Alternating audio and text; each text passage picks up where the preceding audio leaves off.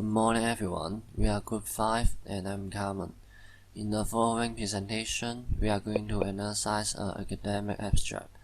Based on the different division of labor, my team members and I will present different parts of the analysis. So let's begin. This is the content of our presentation. First, we will introduce some basic definitions and concepts about text analysis, then different analyses based on the text, and finally a summary. Here is our causal analysis of the full text. You may take a photo of it, therefore you may capture with us. The underline is used for verb and the underline with dark gray background is used for finite verb. Also, red is for textual themes, orange is for other themes, and the ambient clause in bracket is highlighted by yellow.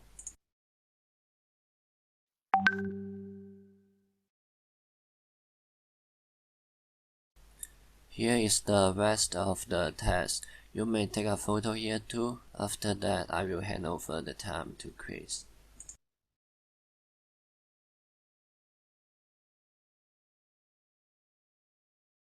We will introduce the concepts of texture and architecture in the following slides, which helps us in understanding how a text is related to each other in different levels. First, we'll look at texture. According to Rankema, texture refers to the connection which results when the interpretation of a textual element is dependent on another element in the text. This point is illustrated by the 5 types of cohesion below. Reference is the use of pronouns referring to the antecedents in the preceding text. Substitution is a replacement of an lexical item with a more general term. Ellipsis is an omission of aforementioned lexical items. Conjunction, such as or and but, are devices for relating two clauses together. Lastly, lexical cohesion refers to reiteration, such as repetition of words that have appeared before. Synonymy, like words of similar meaning, or collocation, which are words that are usually used together. The above types of cohesion shows how textual elements in a text rely on each other to make up cohesion in clauses.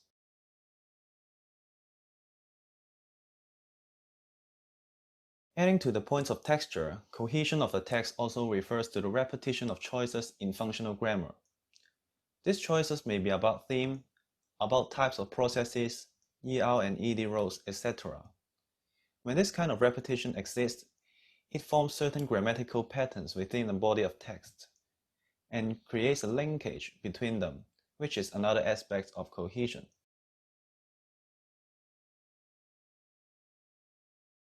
The next concept to introduce is architecture, which is about the coherence of a text. Coherence refers to how the parts or spans of text are related to each other semantically to form a whole.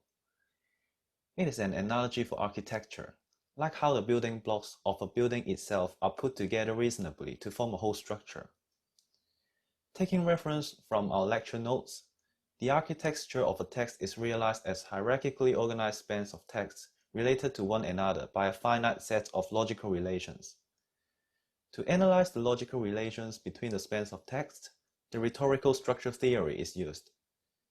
An important part of the theory is concerned with nuclear satellite relations, which means two spans of text, usually adjacent to each other, are related, such that one of them has a specific role relative to the other, and it can be in interclausal or in text span level.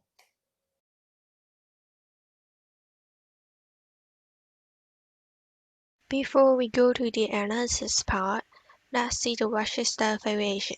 Two writers are talking about the information about the research to the potential readers through the written words on the website.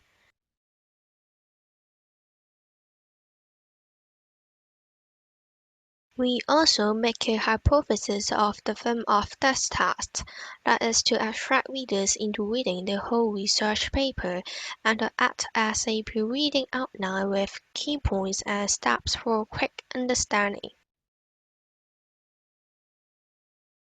Let's move on to the transitivity analysis.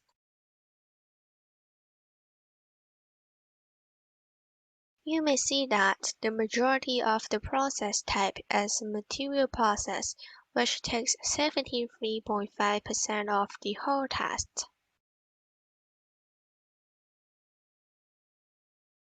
The main reason is related to its context. Since the schema is an abstract, writers have to introduce the research. Therefore, there are many concrete and practical actions required. For example, in the right column, these action verbs like illustrate, conscious, outline, construe the action experience to readers. That means the readers may understand what this research is going to do. Let's also fit the context because readers may know more about the information of the task. Following material process is relational process, but it takes very low percentage at only 14.7%.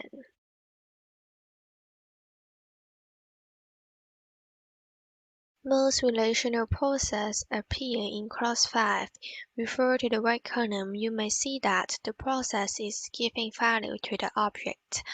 Like in 5c, the values refer to the primary focus of spatial analysis, and the object is Martin speakers.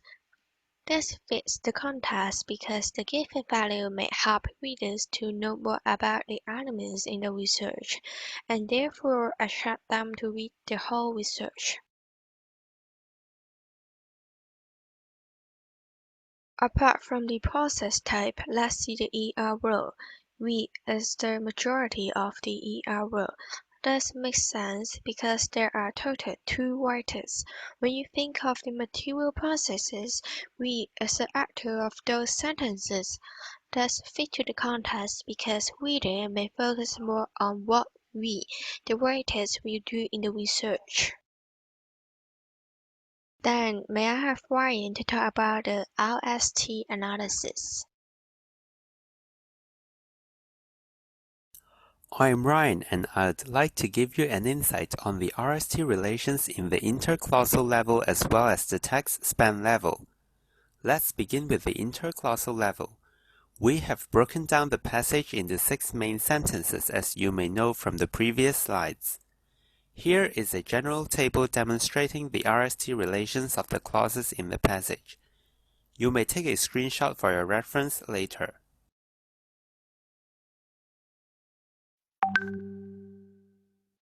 As you can see from the table, there are 86% and 14% of hypothetical and paratectic clauses in the abstract respectively.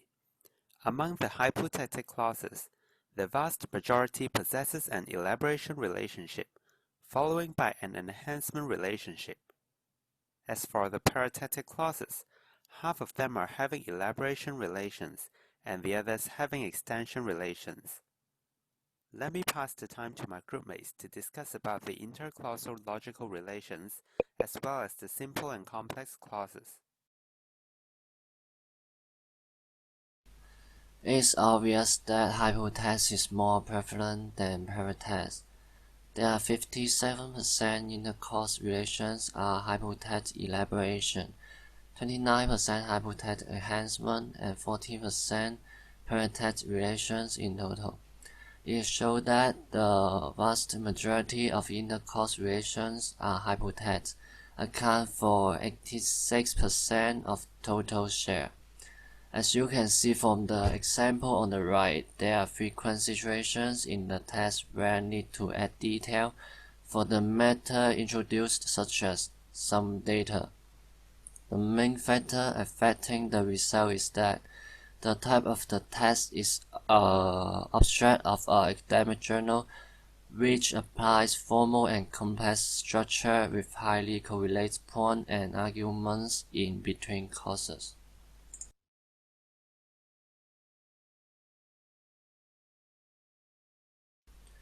As we mentioned above, the vast majority of relations in the interclause level is hypothetical elaboration, since logical deduction and estimation are required in scientific researches.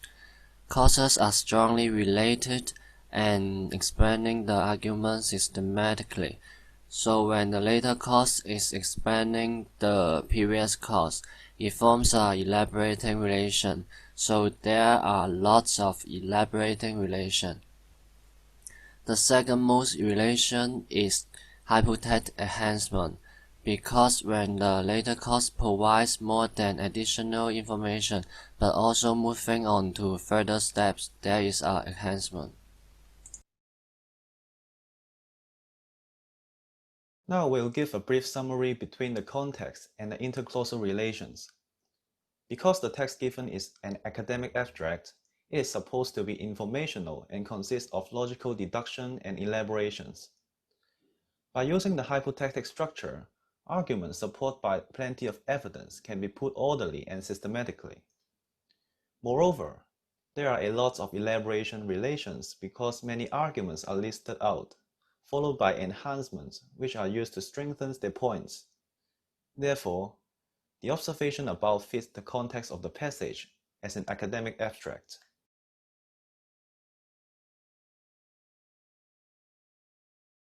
Next, we will investigate the text span level.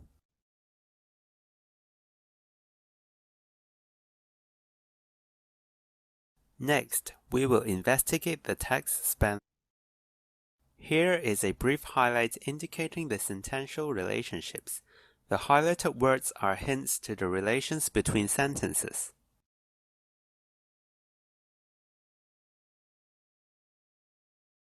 We generally divided the text into three main parts, namely introduction, content, and conclusion. Regarding the genre of the text, since it is an abstract of an academic journal, it inherits the structures of abstracts of academic journals, which include being organized and formal and being informative. It also outlines the paper and states the conclusion of the findings, and provides some background information about the article. As you can see from the table, there are 80% and 20% of the sentences having hypothetic and perithetic relationships respectively.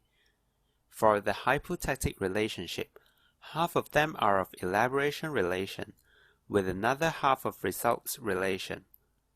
For the perithetic relationship, all are of extension relation. To explain this phenomenon, it may be due to the genre and structure of the text.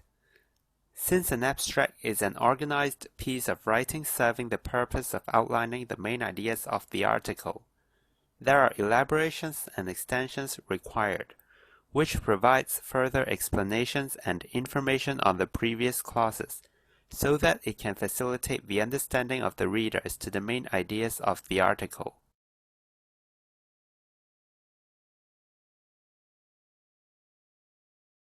As you may observe, from clause 2a to clause 5h, there are three parataxes, which are the three ideas to be discussed in the article.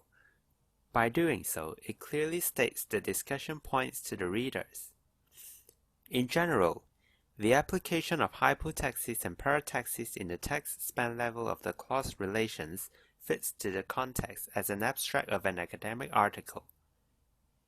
By applying hypotaxes among clauses and sentences, it shows the logical relationships between clauses in an academic writing, in which the latter clause elaborates the previous one, whilst there are also enhancement and extensions found, which provides further information and explanations on concepts and ideas related to the point.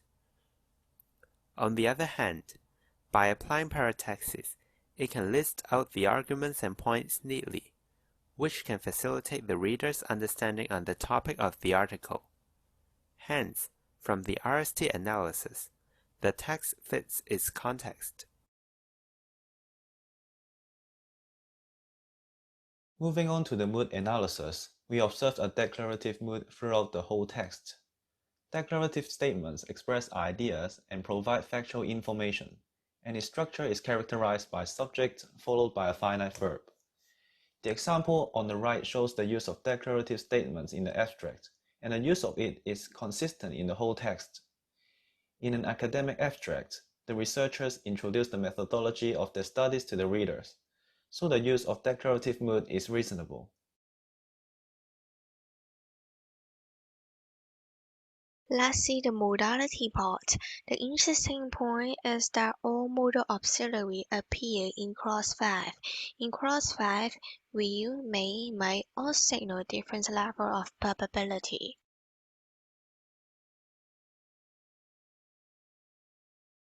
The reason is that clause 5 is talking about the hypothesis of the research. Hypothesis is uncertain and have to be proved or disproved after the research.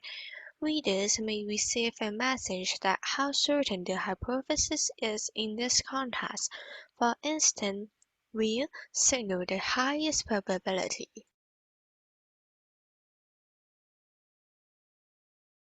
We find two kinds of thematic development there. From clause 1 to 4, there are many we as a topical theme.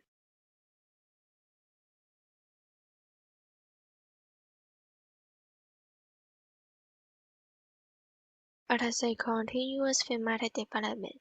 One special point is that the circumstance in this article is the theme in clause 1. This is very useful to signal the main idea of the sentence.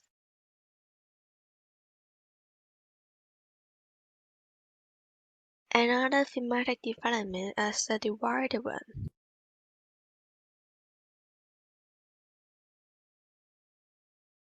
Related idea is repeated for the description of the ending method as shown in the right column.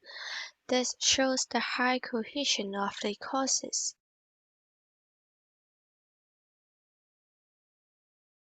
Then let's focus on the textual theme.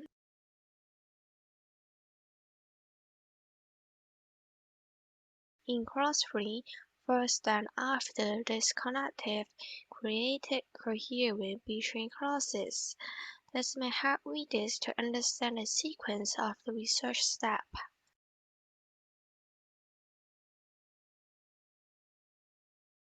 In clause 4, the conjunction and joint two clauses specify the into action, report and draw.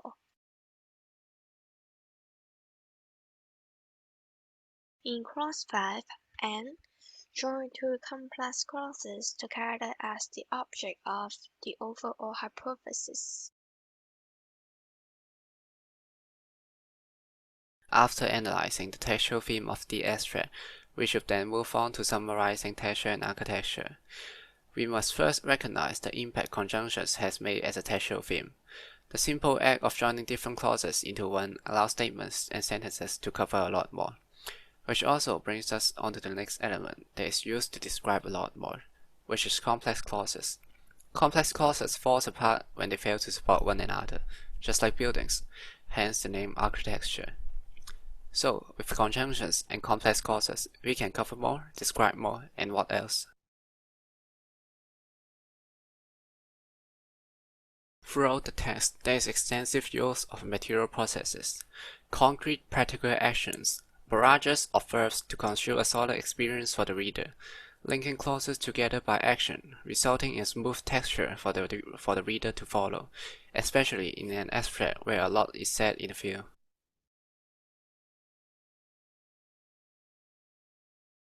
Another point worth mentioning again is the use of theme and verbs, letting readers know in advance so they don't get surprised.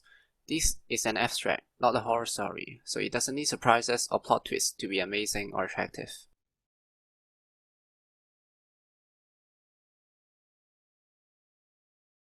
So to summarize, did our hypothesis stand?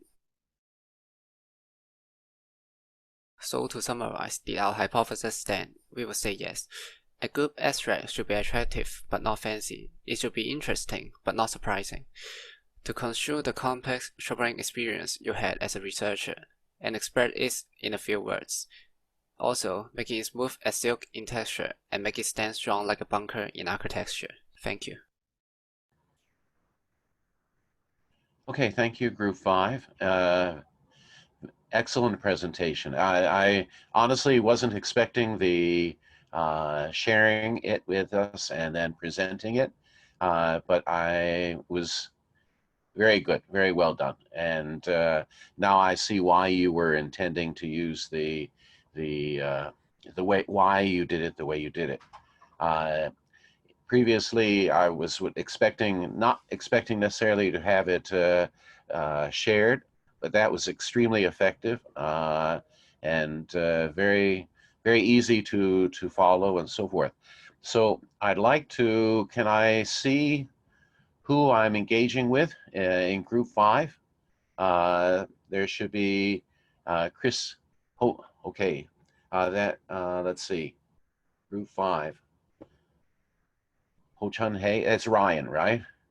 I see Ryan. I see Chiu Ka Man. Yes. I see Chris. Shek Yan Wai. Is he here? He or she? I'm not sure.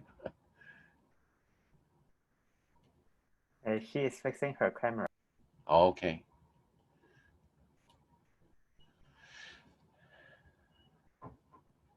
And let's see, Chloe.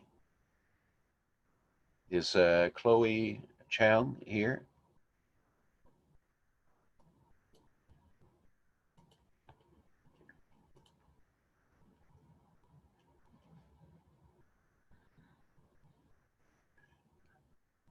Chloe.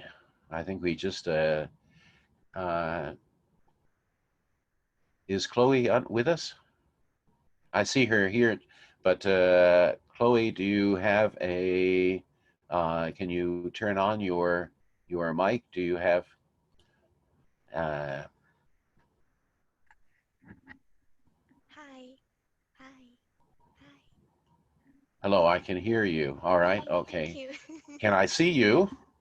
I'm trying to fix it. A moment, very quick. Okay. Sorry about that.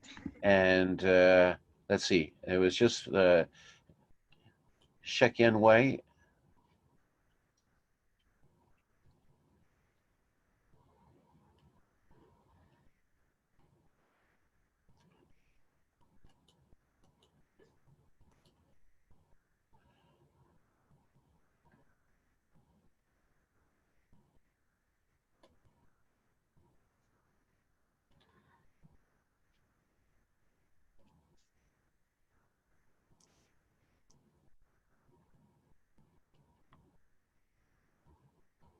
Is Shek Yen Wei here or not? I don't see him. Is it a he or a she? By the way, guys, the group 5 members, turn your mics on, please. Don't mute yourselves. All right. So let me hear you. So Ryan, is Shek Yen Wei here? We are contacting him. Oh, okay. All right. So let's continue then. But please, everyone, you should be online and should be there when your group is presenting. Definitely at that time. So the group 5 members, unmute yourselves, please. I want to hear from you. As I said, it was a very good presentation, very clear and so forth in what you were looking at. What did you think of the abstract? So, Chiu Kaman, you were mainly looking at the RST analysis, right? Yes. Okay, so what did you find that difficult to do with this particular text or not so difficult? I think it's difficult because I use lots of time to analyze the logical inner cause analysis. But for the abstract, what I would guess from looking at this, though, that it would have been because the nature of the text itself, they're trying to sort of explain it in sort of a clear way, coherent way.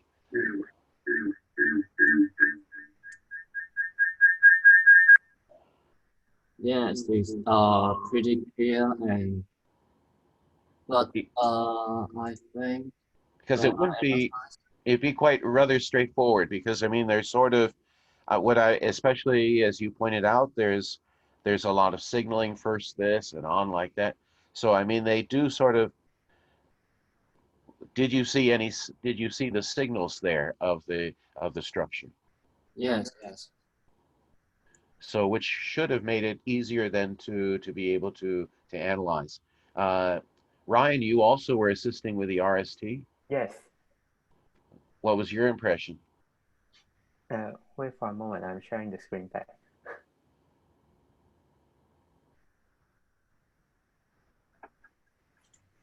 As you can see here from the shared screen, we basically have decided to divide the entire passage into in this way.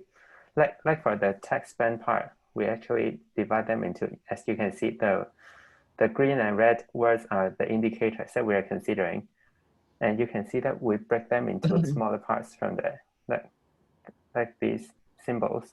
So basically, we have two versions when we're starting to do this project.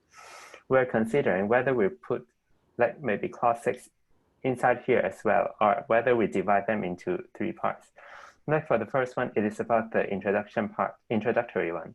And here it is more about like introducing the article. So it is like the so-called content part. And here we made it a general conclusion, or maybe a generalization of the entire abstract.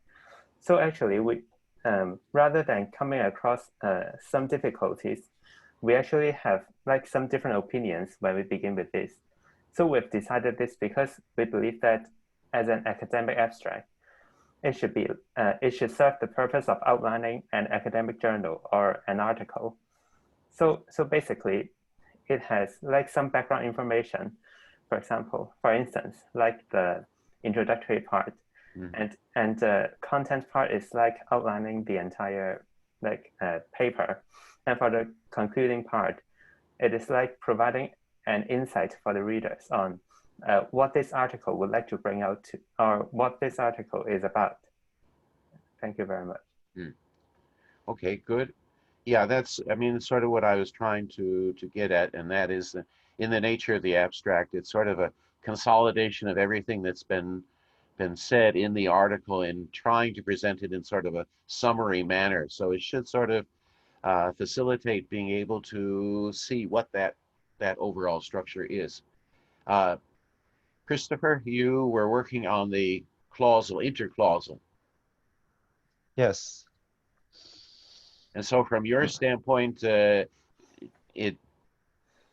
you noticed that there was a lot of hypotaxis and so forth, which one would expect and so forth. You mentioned a lot of enhancement. What kind of enhancement did you mean? That kind of enhancement. Let me check the data.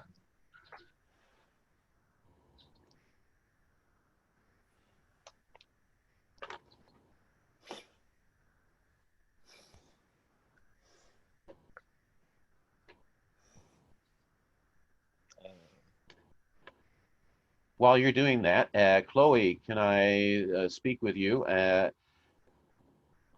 Chloe, can you tell me, in terms of looking at the transitivity, did you notice some sort of similarities across the verbs, besides the fact that you mentioned that they're material? Another thing to point out, though, would be that it's all very much related to the activity of sort of presenting.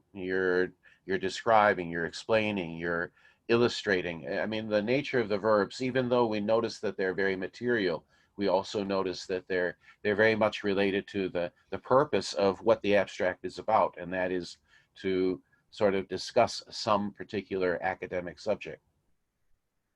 So in Chloe, from your standpoint, when you looked at the transitivity, did you feel maybe you needed to present it in a way that was more focusing not just on the material, mental, relational, but on the nature of those kinds of material processes that you noticed?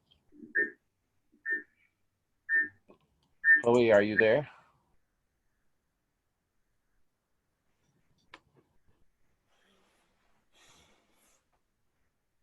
Is Chloe there? Me? Hi. Hello. Yes, did you hear my question? Yeah, I'm answering. Do you hear me? Is it clear? Now I can hear you, yes. Okay, thank you. I do think so. I should focus on more on the first. Let me see. So Yes. I look at their verbs, so there are, I may say, these verbs are all related to describing some data, and all of them are in academic field, and Yeah, I guess my point is that when we do an analysis, it's probably not just looking at the material, mental, relational, those broad categories, but we can probably narrow it down to the nature of verbs that are about presenting, and noticing that that would be an aspect of its cohesiveness, right? let me see.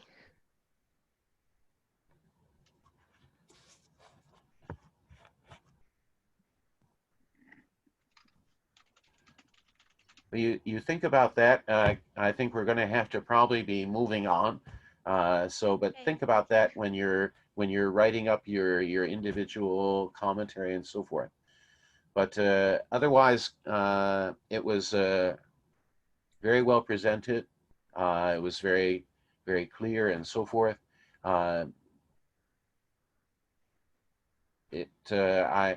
now you have given me an RST also schematic of this. Say something, guys. Is there an RST? And you mentioned the RST analysis, but did you actually draw one out? Oh, Yes. yes. Would you like to see? Yes. Wait for a moment.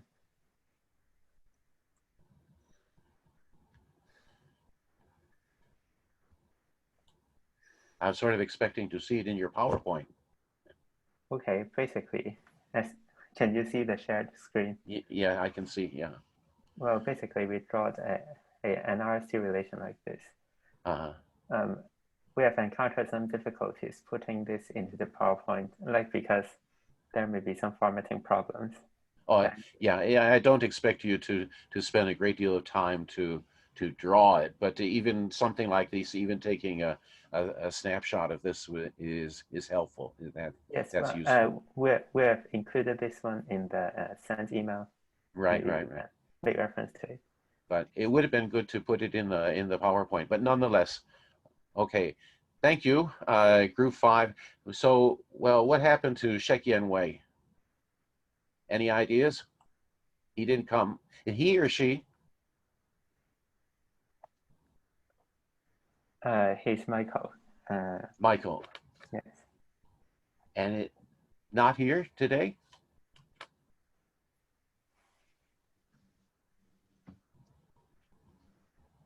We are messaging him. Okay, well, tell him that we missed him. And it is important that every one of your team members should be there, especially for the presentation. But nonetheless, I'll speak with him later about this. But for the rest of you, Chloe, Christopher, Ryan, and Chiokao Man, thank you very much. And a very good presentation. Thank you. Thank you very much. Okay.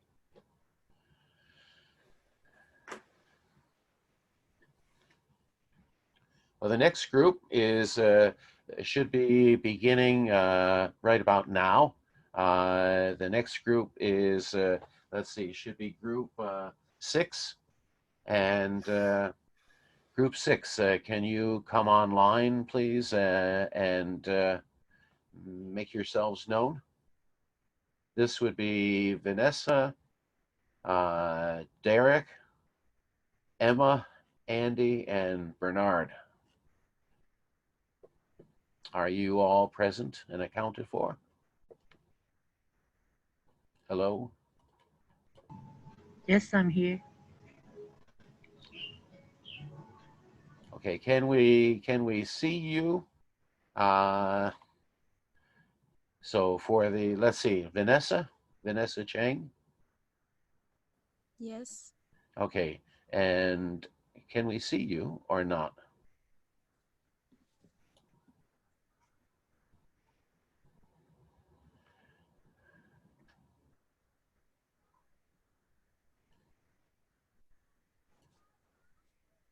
Okay, Vanessa, I see you. Okay, good. Emma.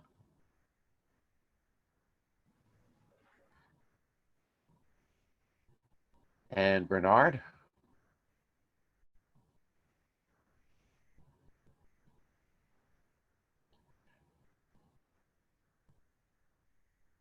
Bernard. Chang Oi Nam, is it? Choi Ga Leung, Derek. Yes, hello. And Andy. Andy. You got Yes, I'm here. You're there, okay. And let's see, have we got everybody? Bernard or Bernard? He's here, but he's messing with his camera, so Missing. yeah. Okay, hopefully we'll see him later. Now, how do you guys want to present? Shall we ask people to, will you do it via a shared link, or how do you want to do it? Who's sort of the group person to ask about this? Do you want to share your presentation online here now, or ask people to download it and go through it themselves? How do you want to do it?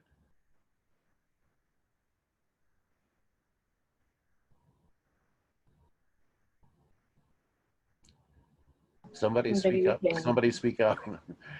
Maybe we can share it here. It's more convenient, I guess.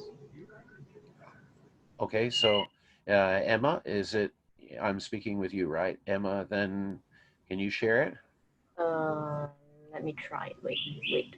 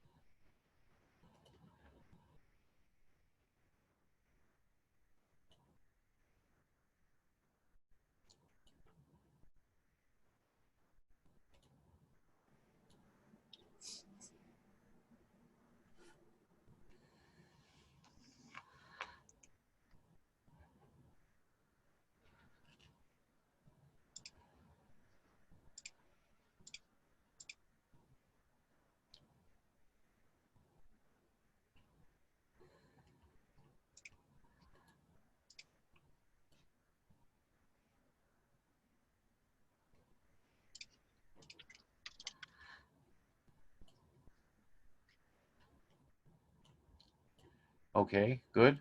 Can everyone see it? I can see it fine. And why don't you go through and see if we can, how the audio works, okay? So I think go ahead.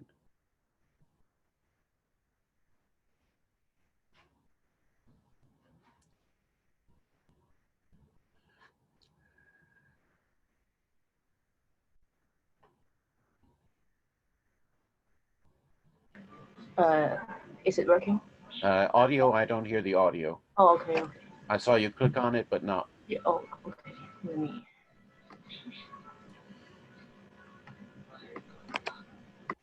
Yeah, the clause is found in this abstract. Okay, all right, works. Thank you. Has in this abstract. Those are intransitive-like instance. The reason for using intransitive-like instance is that this is a research paper and the things said are done before the research. Moreover, it is because it is about facts.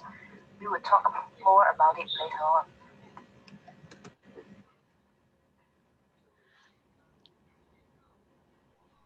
Looking at the transitivity of the article and see how it contributes to the overall texture of the article. And in this slide, this is the transitivity table of the article itself. To start off with, we'll be looking at the statistics of the process types. So within the 26 verbs in the article, 15 of them, which is 58% of them, are material types, and 6 of them, 23% of them are relational, and the remaining 5, that is 90% of them, are verbal process types.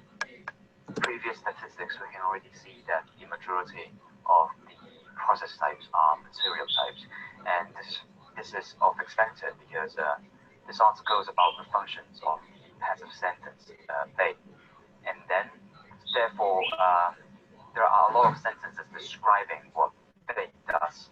So to describe what it does, we actually need to use a lot of material process types to describe what a thing does. Therefore, so it's natural to see that over 50% of the process types are materials, and it contributes to the overall texture of the article in a way that action verbs are more frequently used. However, we also notice the appearance of verbal process type,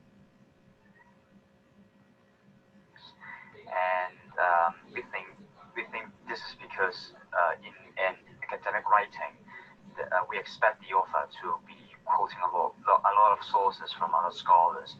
So in this case, the author uses a lot of some scholars claimed, or it has been further claimed, or somebody said something, or somebody discovered something, and it's all about what the others said. So we think the verbal process type is contributing to the overall texture of the article in a way that because this is an academic writing, and people are quoting sources from others, so we'll be seeing some appearances of the verbal process types.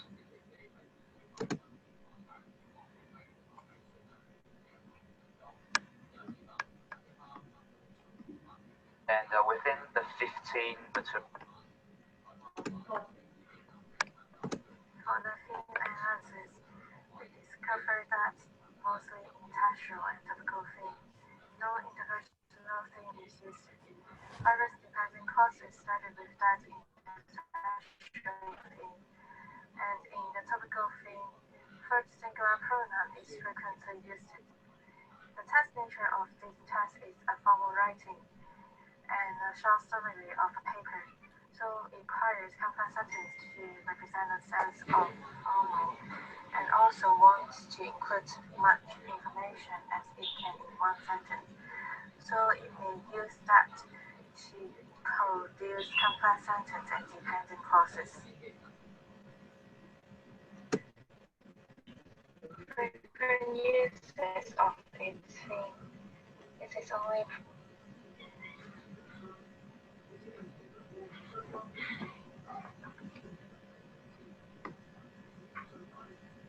pronoun uses of it.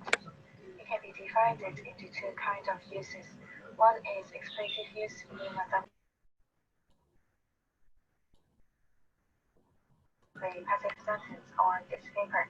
The first. Is it something missing? Let me start this page again. Sorry.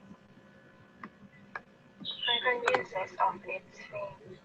It is only pronoun uses of it. It can be divided into two kinds of uses. One is explicit use, being a dummy subject in the sentence, and the other one is it's being referred to the semantic function of the passive sentence on this paper, referred to the formal subject. As this paper is abstractive writing, it focuses on the writing instead of the author, so use it replace I to explain the point of view. And it's also academic writing, wants to show evidence to prove the hypothesis. It talks about facts, so use it as expletive as the main subject to explain the concept. Since this is a word that there is a kind of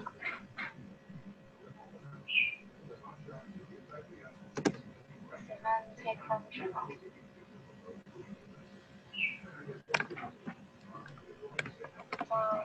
this is a word that there is a kind of cohesiveness which it separates the text into two parts, contributing as a whole part at the end from the perspective of the topical theme. semantic function of the passive sentence is introduced at the first clause, which the author indicates may should be examined in the paper. In the following sentence, it is noted that there are multiple uses of it. These are all referred to the semantic function of the or function as a dummy subject. To introduce the claims about the semantic function of the from the previous research. The right one is being referred and the blue one is dummy subject. It is first that the view of the semantic function of the it is being repeated across from clause 1 to clause 4. From clause 5, it started with the uses, but a textual theme which shows relationship and contrast from the previous sentence, similar to research of one particular perspective about the uses of the, transferring to another topic, separating them into different parts in the text. From clause 6 to 10, it is another part. From clause 6 to 10, it is another part of the text. It is mainly about the point of view of the author proposed in this paper. In clause 6, it introduces a new theme, this paper, and it is seen as an antecedent in the later uses of the first singular pronoun in clause 7a and clause 10a. Repeated with it proposed to explain the standpoints mentioned in this paper. And lastly, in clause 10e, the semantic or discourse function of the passive sentence is repeated at first introduced in the clause 1, echoing to the beginning sentence in the abstract. This echo makes the two parts of text become as a whole and more coherent. Now we're going to talk about the logical structures.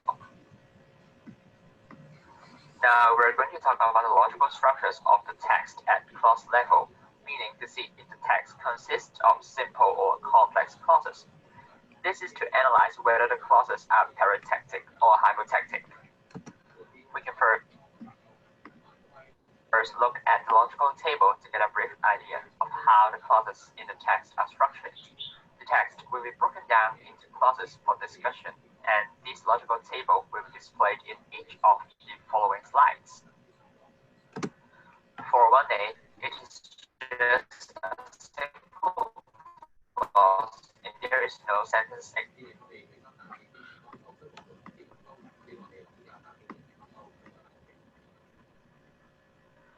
For one day, it is just a simple clause and there is no sentence extension. Clause 2 is a hypothetical clause with 2a. It has been claimed by some scholars as the main clause. 2b, that its primary function is to elaborate what has been claimed by scholars as stated in 2a. 2c, to indicate, and 2d, that the reference of the subject until the last line in the sentence are to explain the purpose of 2b, so they serve a function of enhancement. The following three clauses show very similar patterns. For the third clause, 3b, that the construction can sometimes be used neutrally without any adversity implications, is to elaborate what has been claimed in 3a. For the fourth clause, 4b, that it can sometimes be used with positive implications, is to elaborate what has further been claimed in 4a. In the fifth clause, 5b, when the construction acquires until the last line, neutral and positive, is to elaborate what is to be shown in 5a. All the above sentences have an alpha clause first, then elaborated by a beta clause. Clause 6 is a parenthetic clause with 6b to answer the question.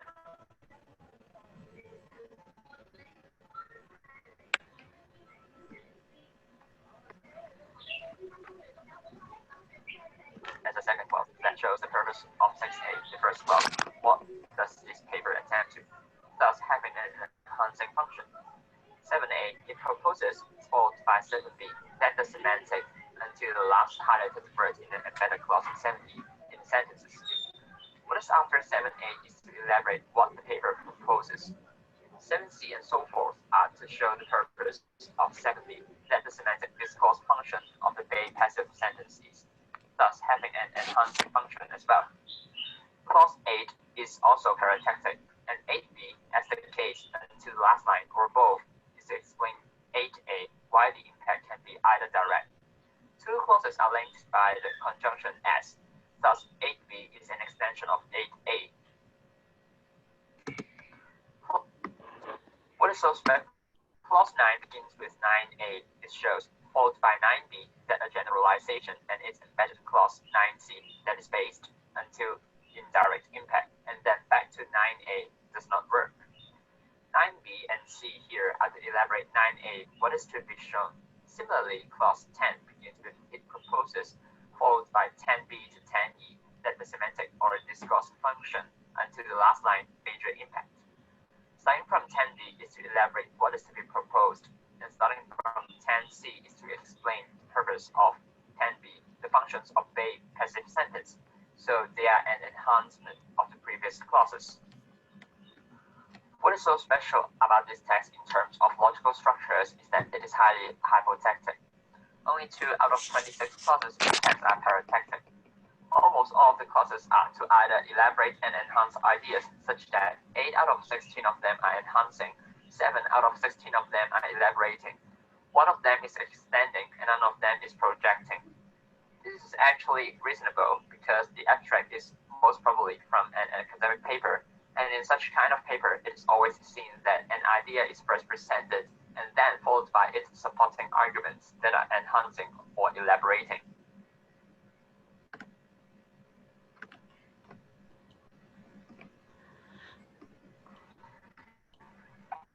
First, in general, in terms of the whole text, the whole abstract, it has a relations of antithesis with at clause 5 to 10e and clause 1 to 4b.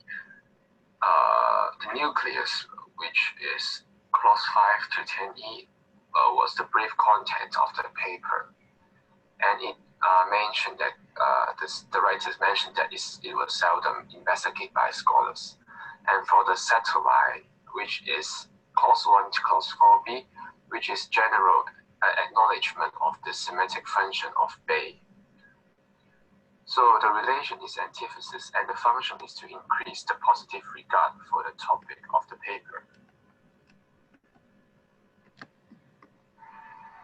And I'm going to talk about some rhetorical relation which was used in the text.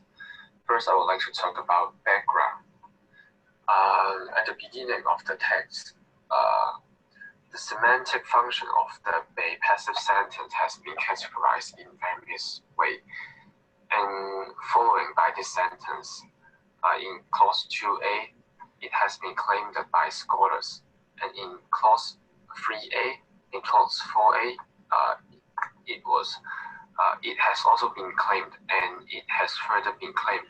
So we can see that the nucleus was our clause 2a, clause 3a, and clause 4. And satellite would be clause 1, which is the relation was the background.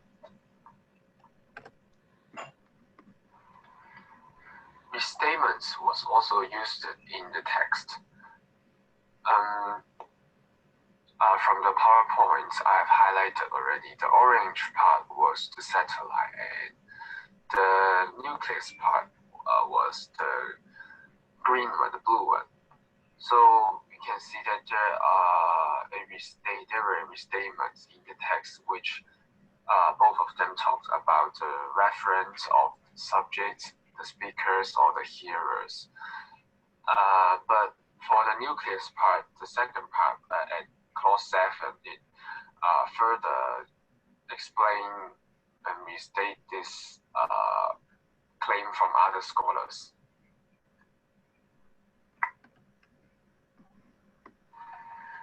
And here comes solution. In clause 6a and clause 6b, it was the nucleus. And clause 5 was the satellite. Clause 5 mentioned that little attempt has been made on this criteria. And clause 6a mentioned that mentioned that the writers want to answer above questions with this paper. So clause 5 was a question, and clause 6a and 6b was a solution. The solution was through writing this paper.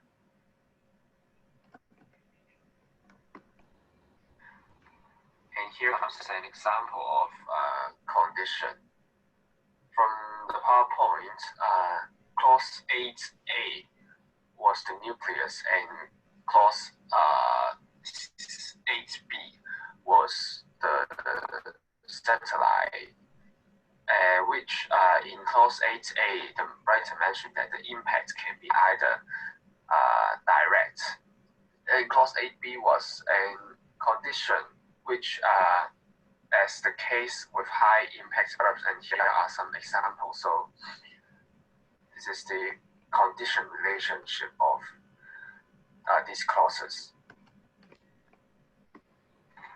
Furthermore, this was also a rhetorical relation used in the text, which also in clause 8 and clause 9. Also, the orange part was the satellite, and the blue part was the nucleus. The nucleus it shows that a generalization that is based on either a major direct impact or a major indirect impact does not work. So why I would say this is an evidence rhetorical relation is because the readers might not believe the statement at clause 9, which the generalization, which the impact does not work. So the writers put clause 8 before clause 9 to make the readers more, make the readers easier to believe in clause 9.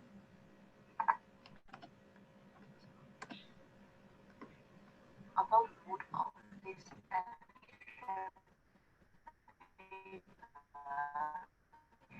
we can find that many decorative sentences have been sentences which are decorative. For example, the passive sentence has been characterized in various ways. It has been claimed by some scholars.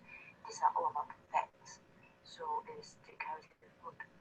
Another example is that this paper attempts to answer the question. It shows that generalization abstract. Therefore, there are no integrative and imperative mood.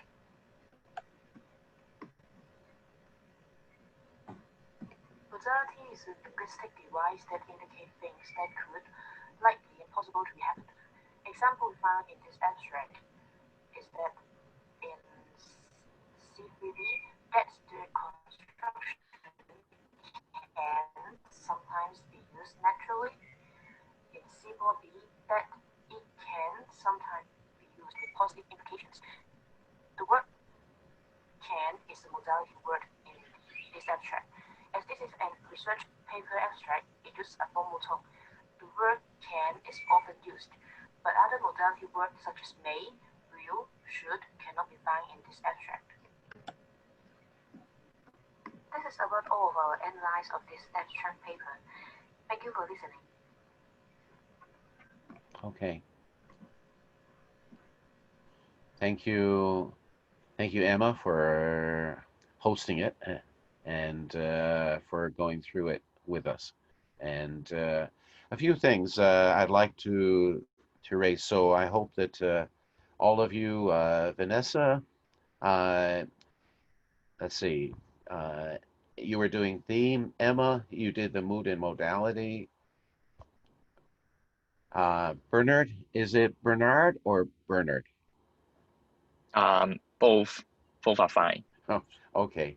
But Thank you. all right. Logical, and Andy, you did the transitivity, and Derek, you did the RST. Andy, I have a question for you. Andy, you mentioned about the use of verbal processes, right? Yes. So, and you noticed there were quite a few in the text. Yes. Okay, and those would have been like, can you give me some examples? Like claimed and proposes. Right. So that's why when let's see, I think it was Bernard, when you did the clause analysis, you Yes. there was no projection, Yeah. but that's in fact when you look at the text itself, like 7a and 7b proposes that. Well, that would be projection. 7c and 7d indicate that. That would be projection. 9ab shows that. 10ab proposes that. These would all be examples. When you have got verbal processes, these verbal processes, they project, they're not elaborating. All right, that clause isn't in a kind of elaboration. It's actually what was proposed, it's what was indicated, it's what was shown. So when you are noticing verbal processes, which is a lot here, you're going to expect that there's going to be more examples of projection than like what you noticed. What I'm interested in is, given this abstract, what did you think of it? So, Vanessa, let me ask you, what did you think of the abstract? How did you think it was very clear, or what was your impression? I don't think that it write very clear because he used a lot of that clauses and not very specific marker to show which part is the introduction, main issue, or the conclusion. Right. So one of the things that you identified was, in looking at theme, a lot of it, right? Yes. Because he keeps using that sort of predicated structure. It has been claimed that, and which makes it rather complicated, because that clause that's after claimed is really a kind of nominalization. It's what the it is replacing, right? So the it is sort of empty. So you got a lot of empty it's. So theme is quite well, not really used to much advantage, because it basically, especially when it has been claimed, that is referring to what follows. It basically is just sort of a predicated structure. So it it doesn't seem to be very effective, as you just said, in terms of getting across to us what does the person want to talk about. But why do you think? Let me pose the question to Andy. Uh, Andy, why do you think that the writer kept using that structure? It has been claimed that. It has been claimed that. Any ideas? Do you mean why the author uses like the verb claim, or Not the verb claim, but the structure. It has been claimed that. because he's quoting others, right? Yeah, and he doesn't want to really. He's not saying so and so claimed that. It has been claimed. So he's avoiding really sort of identifying who it is that has made these claims, right? Like he's not trying to dilute what others think and just wanted to present what it is. But in a way, it doesn't also give much attribution to whoever made those claims. It has been claimed that it sort of removes those people that made these claims. It has removes them from sort of being noticed. You don't know who they are. It has been claimed that, yeah, he can give references and so forth, but he doesn't mention them himself. So it avoids, I mean, because it's the passive voice, it avoids mentioning who it is that made those claims, right? Yes. So in a way, it's sort of, again, that use of that structure, especially because it's so repeated, so repetitious, it makes it quite uninformative. It has been claimed that. Well, who claimed it? that draws the question out and puts the emphasis, where. I mean, it doesn't, the theme itself does not contribute much to the overall structure. Okay, so thank you for your presentation, and I'll look forward to your individual commentaries then. Okay, thank you. Thank you.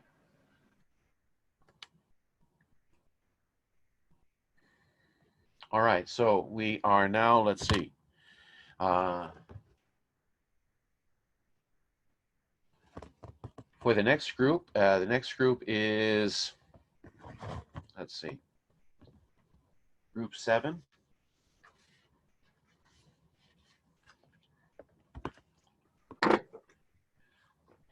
And can I ask group 7 members to come online and tell me how you would like to present? Would you like the class to simply download and watch it themselves, or would you be able to share it on the screen here with us all now? Yeah, we are going to share the screen. Okay. And play the PowerPoint. When you do share the screen, can I just say it'd be a good idea to the last time there was a lot of other sound. All right, so if you can share just the computer audio, that would be the best. Okay, so should I share the computer audio and then mute myself? Yeah, that would be the best. Yeah. Okay. So then we won't get the feedback and so forth and the other outside sounds. Okay. Okay. Good. Thank you, Karen. Can I? I'll just try. Yeah, you can try and see if it works.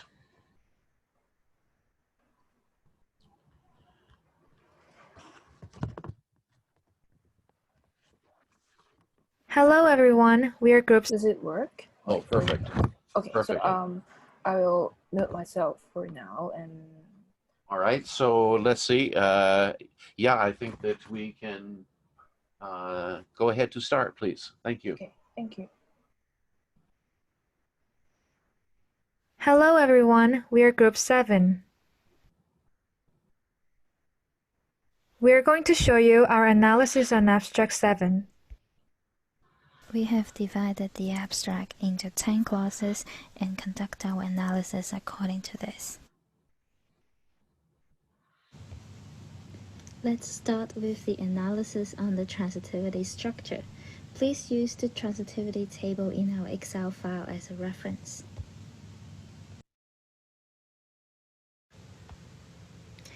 First, about the transitivity table, there are a total of 26 processes found in the abstract, in which 10 out of the 26 processes are material process, accounting for 38.5% among all. 3 out of the 26 processes are mental process, accounting for 11.5%. 9 out of the 26 processes are relational process, accounting for 34.6%. 4 out of the 26 processes are verbal process, accounting for 15.4%, while there is an absence of behavioral and accidental processes. Material process is the most dominant process, as it mostly presents facts and concrete nouns on how the appraisal framework brings an effect, which therefore involves a large amount of actors and/or the affected. Therefore, take the material clauses in 4a as an example. The actor is the purpose of the article, and the material verb is to examine. It is very common for an abstract to use material process to elaborate or state the action of how the doer causes effect to the done to. There are also a large number of general and special academic nouns to be characterized and/or to be identified, which contributes to the dominance of relational processes as well. As for the verbal process, it appears quite often. The reason for that is the abstract is a summary of the research paper. Verbal processes like convey, and discussing are seen because of the nature of the political discussion this research paper is analyzing.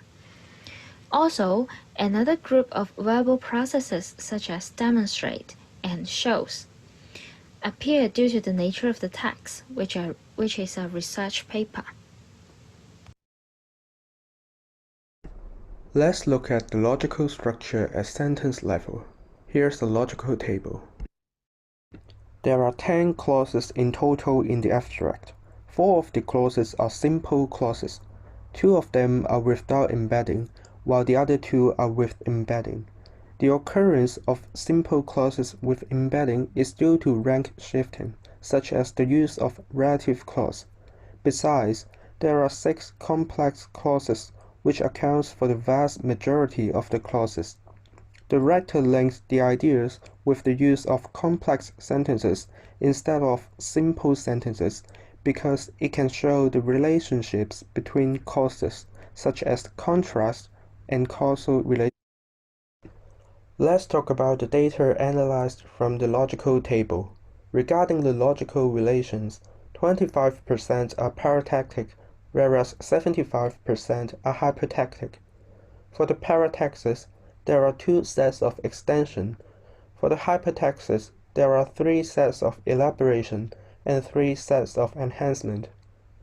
Hypotactic clauses, especially for elaboration and enhancement, are frequently observed because the writer wants to give more detailed information to the reader and enhance the clause by embellishment or qualification. For extension in parenthetic clauses, for example, clause 1b gives information that is opposite to clause 1a with the use of coordinate conjunction but. Regarding hypotactic clauses for elaboration, moreover, for enhancement. Continuing on. I think the audio got some problem for slide 10. Should I play it again?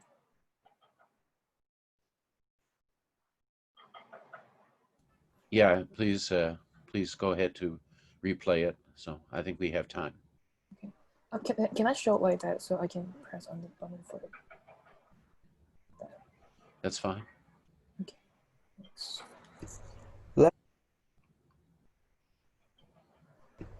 Let's talk about the data analyzed from the logical table.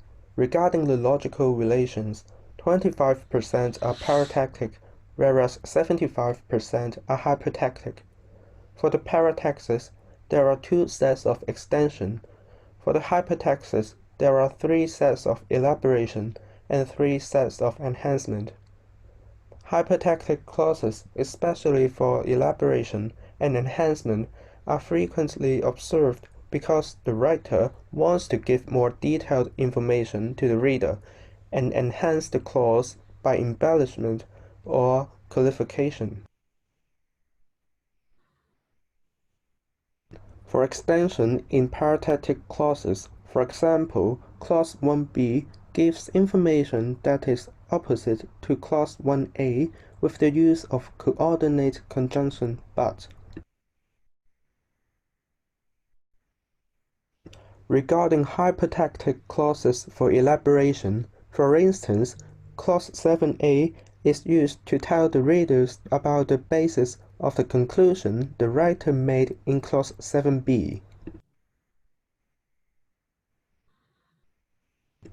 Moreover, for enhancement, for example, clause 5a is enhanced through the embellishment of clause 5b with the use of the adverbial as, which gives the reasons for clause 5a. Continuing on logical structure, rhetorical structure will be presented. First, clause 1 to 3 gives the reader more general background ideas about the topic, increasing the ability to comprehend 4 to 10. So clause 1 to 3 is the satellite, while 4 to 10 is the nucleus, with relation being background. In clause 1 to 3, 2 to 3 gives additional details to clause 1, explaining the conflict and disagreement mentioned in clause 1, so the relation is elaboration with clause 2 to 3 being satellite and 1 being nucleus. Clause 3 also further gives detail to 2, talking about the discussions mentioned in Clause 2, so the relations is elaboration 2. Then we go further down. Clause 4 talks about what will be mentioned in the article, making readers more ready and oriented to reading 5 to 10, so the relation is preparation, with 4 as satellite and 5 to 10 as nucleus. For Clause 5 to 10, 5 introduces the analysis of the paper, while 6 to 10 further elaborate on it, presenting additional details, so readers can recognize the subject in 5. The relation between them is elaboration, while 5 being the nucleus and 6 to 10 are satellites. Going further in our text, Clause 6 to 7 further develops comments based on the analysis of the data. 8 to 10 is somehow in contrast with 6 to 7.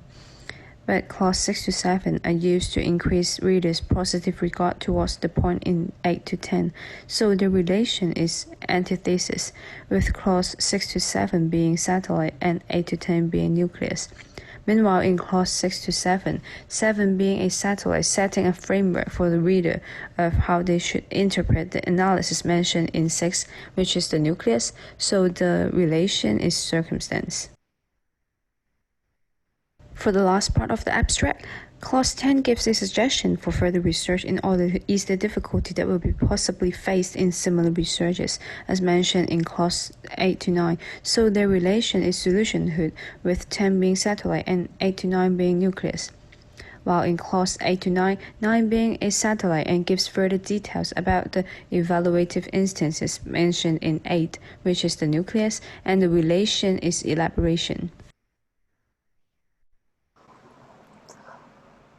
And then we will talk about mood and modalities. For mood types, all clauses are declarative and non-exclamative with a structure of subject-predicate finites, and the abstract is a summary of a journal article. It mainly serves 2 purposes. 1 is to report or pick out the key findings of the journal, and 2 to facilitate the reader to determine if the journal article is related to his or her research. The following examples are declarative clauses with 3 different finites. In C1a, differences of opinion is the subject, and present is used in the form carry. In C1b, may is the finite, and the consequences is the subject. And in Clause 4a, the subject is the purpose, and the finite is be in present tense. All finites in the abstract are in present tense. As we have mentioned before, abstract is summarizing the journal. It is stating the facts and making statements. For modality, only one modal auxiliary is found in an abstract. Modal operator express the seeker attitude when he or she is speaking or writing. Modal auxiliary is found in Clause 1b. Conflict and disagreement may be severe in context of war and political struggle. May has low modal commitment in modal values. This modal auxiliaries indicates how valid is the information is going to be true. So, in Clause 1b, the writer indicates that the chance for the consequences to be severe is low in context of war and political struggle. As we have mentioned before, the purpose of an abstract is to provide information and restating the fact in the journal. Writer's personal evaluation should be avoided. That's why not much modality is found, since the writer is not making personal judgment or showing personal attitude in the abstracts. Let's move on to the theme structure. Texture themes like but, as, that, and are conjunctive adjuncts used in the complex clauses. Exceptionally, another conjunctive adjunct, however, is used at the initial position of a simple sentence without embedding. The only interpersonal theme is often, that implies modality at the initial position of clause 2. This interpersonal theme modifies the argument of the clause as a whole, and it is a mood adjunct that expresses the writer's view on the usuality of the argument involved topical theme. The majority of the topical themes tend to focus on the topic of the paper. We can also see the first-person plural pronoun, we, which refers to the writers themselves. If you take a look at Clause 5, another grammatical subject, we, is displaced by the circumstantial adjunct in this paper, which became the topical theme. This is the writer's significant choice that emphasizes in this paper and gives the readers an awareness of that what they're going to talk about is placed in this paper. Let's take a look at thematic progressions. Thematic progression denotes the strategies available to writers for linking the themes and rhymes in a clause to those of surrounding clauses. At the beginning of the abstract, linear progressions appear as new information in blue color at the end of a clause becomes the old information in orange color in its following clause, which means this old information becomes new information and the topical theme in its following clause. For example, clause 1b containing conflict and disagreement becomes the topical theme of clause 2, and political discussions in the rhyme of clause 2 becomes the topical theme of clause 3. Various instances of continuous progression can be found throughout the rest of the abstract from clause 4 to 5. Firstly, this article and this paper are in a continuous progression that introduces the intentionality and informativeness of the paper. Secondly, the first-person plural nouns we, which refer to the writers themselves, continuously appear in clause 5 and 7. The last continuous progression shows that an in-depth analysis of resources of appraisal, which is the focus of clause 5a, becomes the topical themes in clause 7 and clause 10. More linear progressions are seen here. The new information about discussion in clause 5b becomes old information, which again becomes new information and the topical theme of clause 6a. Also, the new information in clause 8 becomes old, and this old information becomes new and the topical theme this in clause 9a. After walking through the abstract analysis, we are going to discuss how the above analysis contributes to the texture and architecture. First, different cohesive devices for texture are used in the text. The cohesive devices interpret how one element is dependent on the other.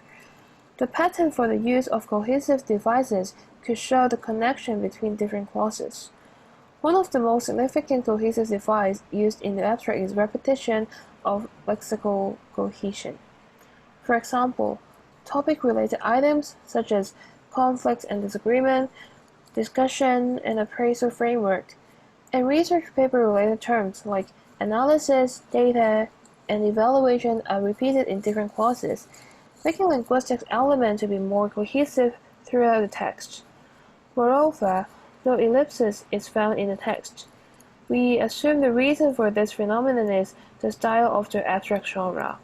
It is a summary of a formal research paper which should be more precise and specific that shouldn't ellipse the essential information to the readers. Let's move on to talk about architecture. Coherence is a crucial element which contributes to architecture. It is logical unity and organization of ideas in a text. It deals with the relation between the conceptual structure and stored background knowledge. Conjunction is one of the ways to achieve coherence. Different conjunctions are used in the abstract to achieve different purposes. For example, but in clause 1b and however in clause 8 are used to show contrast with the previous clause, and as in clause 5b is used to show the causal relationship explaining the reason for 5a, and when in clause 6c is an adverbial showing the time of the action. Further on architecture and coherence, rhetorical structure which we've done in the above analysis shows how it achieves the logical unity and the organization of ideas in the text too. From the RST graph, we can see patterning of relations between functionally significant text spans, such as background being the relation of clause 1 to 3 to 4 to 10, clause 4 being the preparation of the following clauses, antithesis in clause 6 to 7 affecting 8 to 10, and solutionhood in clause 10 solving 8 to 9. All the clauses have their functions and patterns that contribute in unifying the text. This contributes to the organization of the ideas of the whole text too. Also, Hierarchically organized spans of the text related to one another by a finite set of logical relations contributes to logical unity. The significant clauses are organized logically and hierarchically to unify the text, while the others like elaboration and circumstance, which gives more details for the text, or the other clauses, are also hierarchically put after the clause they need to develop on, but not just randomly providing information here and there in the text, and this makes the reader easier to accept that this text is one text. What about contributions of the thematic progressions in this abstract? Thematic progression is a key factor in the structuring of information because it acts as a bridge between sentence level and discourse level, coordinating cohesion and coherence. Firstly, linear progression contributes to developing ideas step by step with the interchange of new information and old information along different clauses. For clause 1, 2, 3, the linear progression led them to set up the background information step by step in the beginning of the abstract. Also, for clause 5b and clause 8 in blue color, the linear progression helped the themes in the following clauses in orange color to elaborate on the main ideas of the previous clauses. Continuous progression contributes to creating the sense of continuity and unity of themes. Firstly, this article in clause 4a, stated with the purpose, prepares for the following clause 5a to explain what the writers do in the research paper by continuing its theme as this paper. Secondly, analysis is continuous so that analysis in clause 7a and 10a can elaborate analysis in 5a with additional details. Lastly, the continuous progression of we creates the sense of unity as this pronoun refers to the writers of the research paper, so it can elaborate on what the writers are doing in the research paper.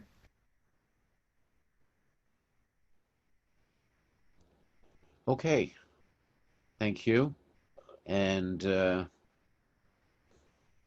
see. Okay, so let me see. Who am I looking at? Okay, so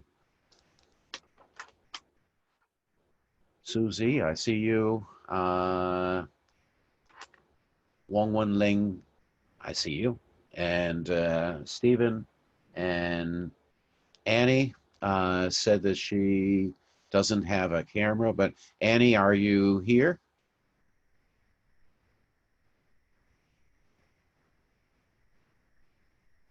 Yes, I'm here. Okay, so that's fine. As long as I can hear you. And a few things. I was when you go back to your RST analysis and in looking at the, do you mind to? Is it possible to put that back on the screen? The RST. Sure. Yeah.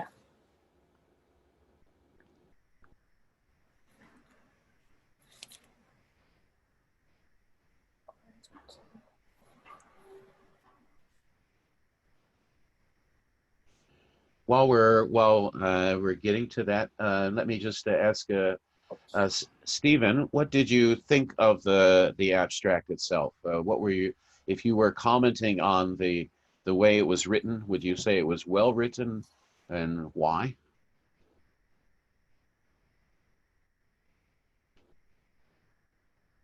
Stephen?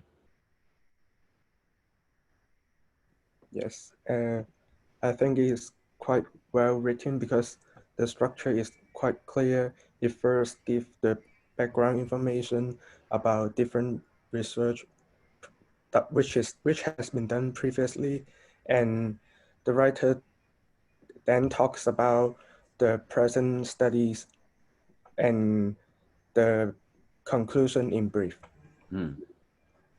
Did you feel it was this sort of the logical structure at the sort of above clause level, the between the spans? Did you feel that was?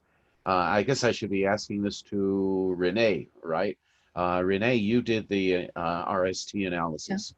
Did you feel that it was obvious in terms of the relations and so forth? I know that there was mention about how thematic progression sort of led you to sort of conclude the kinds of relations that you have here. What about the RST? Was it difficult, or was it challenging, or was it pretty straightforward? What would you say? Like, I think it's obvious to tell like which clauses are linking to each other, but some of them are difficult to tell the relation because it's abstract from a research paper, so it packed a lot of things into it. So we'll have to really carefully look about the content to know about the relations between the clauses. There weren't a lot of signals, were there? I mean, yeah, there's a however and so forth looking at it, but there weren't a lot of not like first this, second this, and so forth. Because So it's an abstract, so it's some of them are like not really obvious, and the background is obvious, but the others are not that obvious compared. especially I think because when it's condensed so much, then they're just taking out the major ideas and then putting them there. But one of the comments I do have about the rhetorical structure, it's on the screen. Let's just take the first one, 1 and 2 and 3. The way your arc is pointing in the elaboration, what is the core? Oh, you mean the What's back? the nucleus? What's the nucleus? What's the satellite? Oh, the nucleus is 1, 2, 3, and the satellite is 4, 2. Down. The next one, 1, 2, and 3. Elaboration. Oh, the nucleus is 1, and 2 to 3 is the satellite, giving information to the first. So then your line is not quite right. The vertical line should be above the nucleus. Oh. And then your arc is pointing to whatever is the nucleus. Oh, I see. All right. So that is a bit misleading when I'm looking at that, because the idea is that, and also the whole point is you want to be able to see what would you say then is the core of the whole thing. Well, that's why it helps that you've identified the nucleus throughout by that sort of vertical line, right? And the satellite is just simply pointing to what is the main idea. Thank you. And theme. Susie, you did the theme as well, right? Yeah. Excellent on the thematic progression. I did have a comment though about often. Why did you say often is interpersonal? Because often, I thought often like kind of tells the usuality of the entire argument within the same clause, and as it's at the initial position, it kind of leads the audience to read the rest of the clause with the modality as the signal. Okay, all right, okay, I accept that. And okay, all in all, a very good presentation, clear, and you covered all the ground and covered it well. Very good presentation. Thank you very much, and thank you for Karen for, I think you were the one sort of hosting it, right? Yes. So thank you very much. All right, thank you. Thank you, Group 7. All right. Thank you. Okay, bye-bye. Next, we will be hearing from Group 3. So can I ask Group 3 to come online, please? Yes, we are here. Okay. And I'm just getting my material here. All right, so that's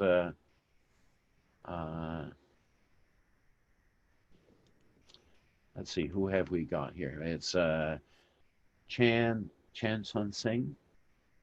Yes. And can I see you, or? Oh. So for the Group 3, there's 4 of you only, right? Yeah, 4 of us. Okay. If you can show yourselves, that would be good. Let me know who I'm interacting with. I don't ever see you guys in class, so give me this one chance to see who I'm interacting with. Lai Wing Yi, okay, and Lo Ji Chun. Hello. Hello, okay, and Lao Ji Wai. Oh, everyone is present and accounted for. Okay, very good. All right, so how will you like to present it? Do you want to present it as the other two have done so? Shared? I will do a screen sharing. You do the screen sharing, okay. So may we start now? Yeah, I will let you start. And this is group 3. This is the third abstract. Okay. Yes.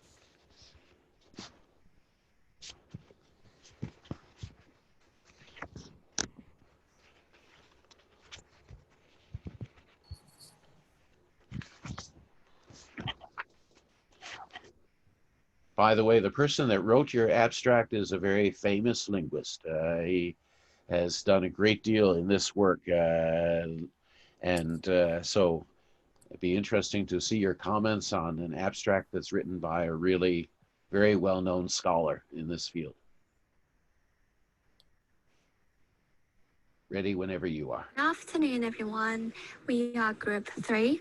We will be analyzing Abstract 3. This is Esther Lau. I will be doing theme and modality. And we have Vincent doing the logical flow. We've got Bonnie doing the RST relations. And then Jason doing the transitivities. Our group has divided Abstract 3 into 6 clauses according to the finite verbs we could find in the text. You can have a look on how we have done it.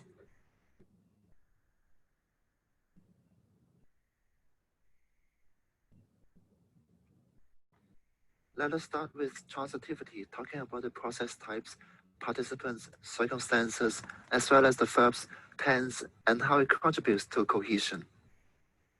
For process type, the major category among the 18 verbs is material, which amounts to 95% throughout the test. They are material because they are describing what the doer is doing to the ED roles, such as illustrate, offer, resolve, and such like. There is one verbal process type, which is a claim, and this is understandable to appear in an academic paper, but the number of it is relatively low because it is only an abstract. For the other types, like mental, relational, behavioral, and existential, they are not the main focus of this test because the ER role of this test are mainly the article. So this test is not trying to emphasize what the article is sensing or how is it relating to the ED roles or how is it behaving. And also, this is not about how the ED roles are existing.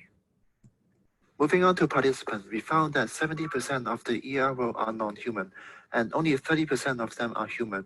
And for the ER role, we found all of them are non-human. We may conclude that this test is putting focus on the non-human items. To be more specific, the test is focusing on the article, which appear 3 times throughout the test as a doer. And the thing which is being done is the samples and something that is related to law cases such as interpretation and disputes.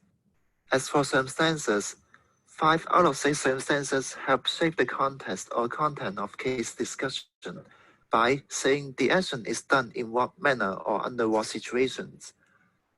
By looking at the exact wordings, we may see all of them are actually referring to law cases, and there is one saying the grounds of arguments that allows the reader to know this is about law discussion.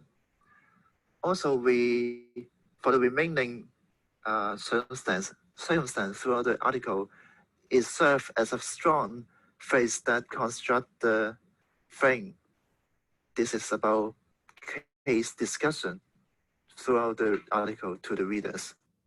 We may also look at the verb choices like illustrates, exemplifies, examines, which tell us this is a test about describing something. And we can also look at resolving, to resolve, which also tell us this is a test about solving problems. Moreover, as an academic paper, we should remain objective. The techniques of pacification and nominalization are used throughout the test, avoiding the use of personal pronoun I or we to make the test subjective.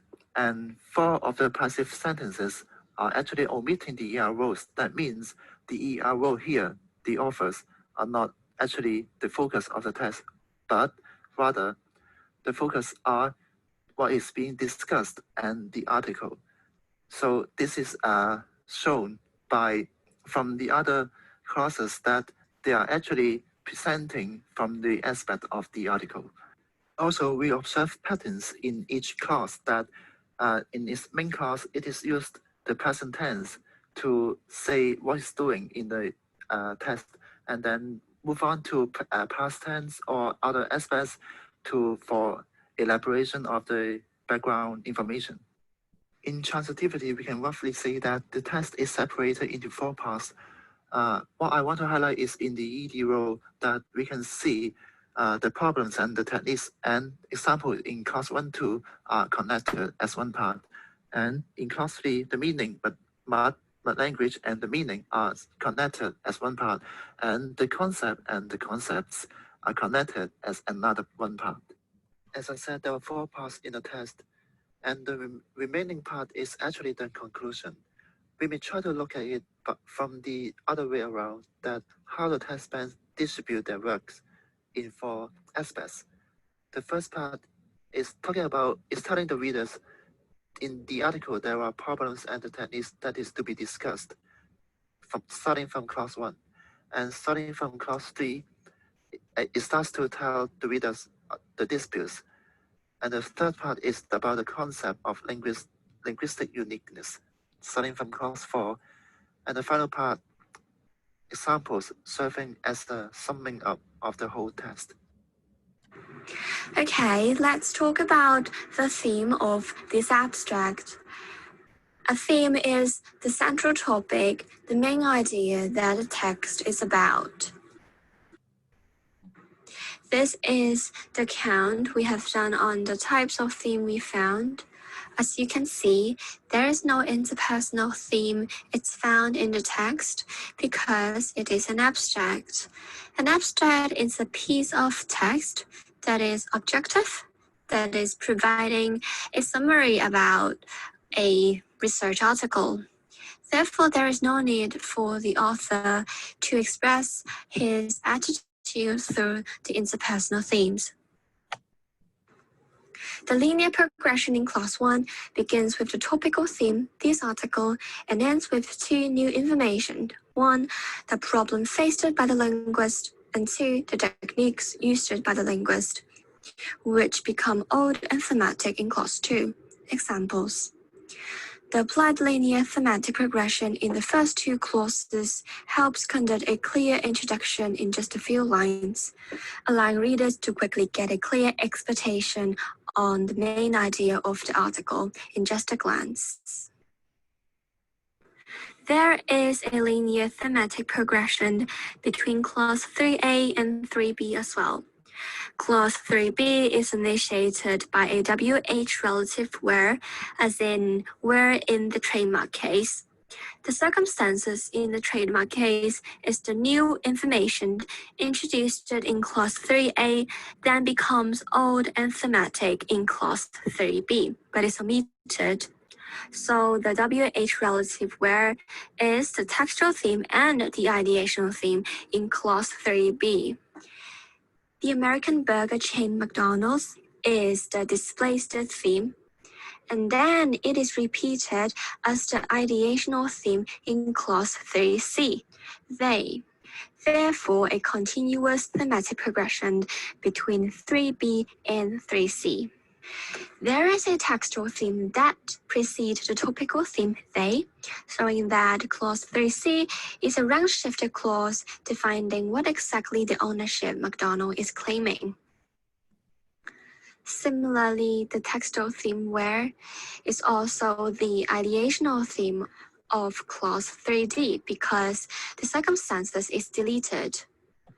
Again, the circumstances is the new information introduced in clause 3a, therefore become the ideational theme in clause 3d, although it is deleted. Therefore, there is a linear thematic progression between them. And then in clause 4a, the article is the topical theme. In clause 5a, the ideational theme, the concepts.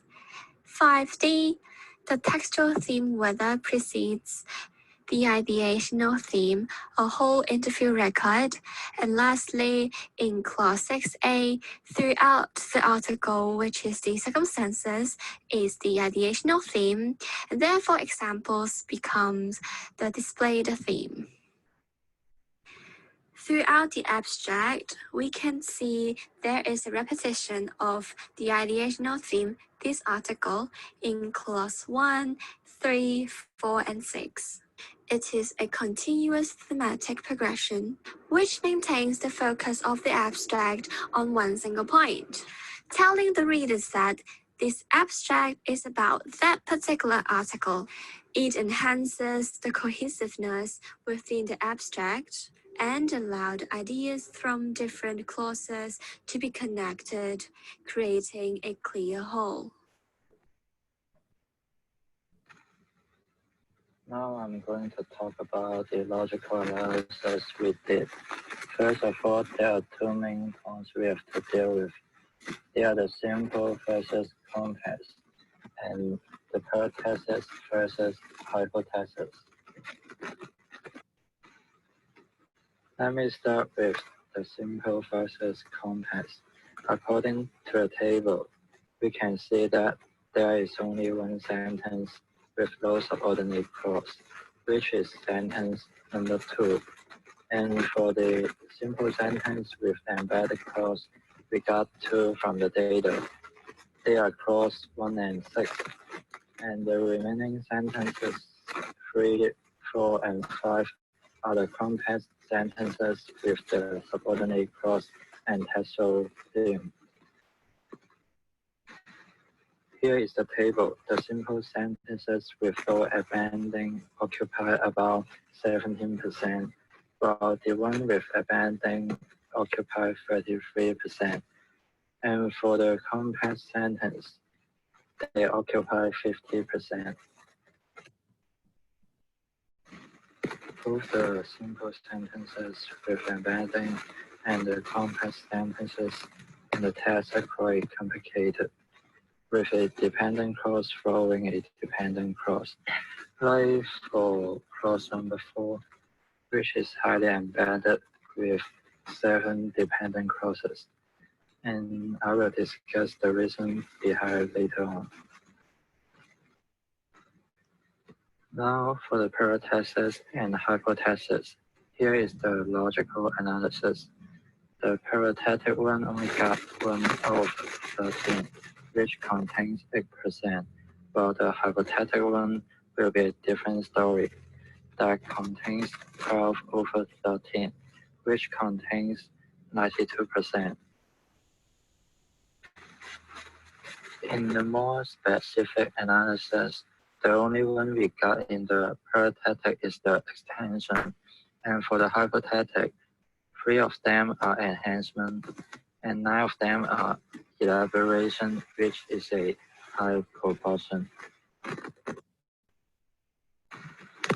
As it is an abstract in the academic paper, in this context, it requires that the paper have to be precise, well organized, and formal.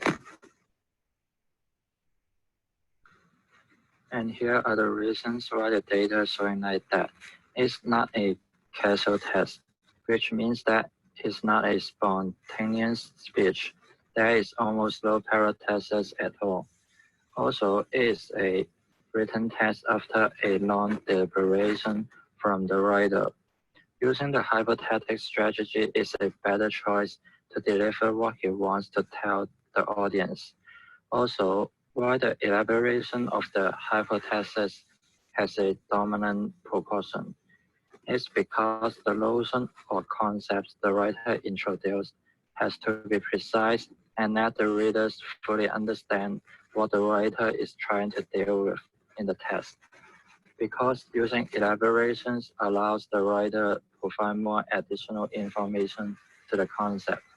Under these circumstances, it's common to see that the elaboration has a high percentage. Not only the hypothesis and parathesis.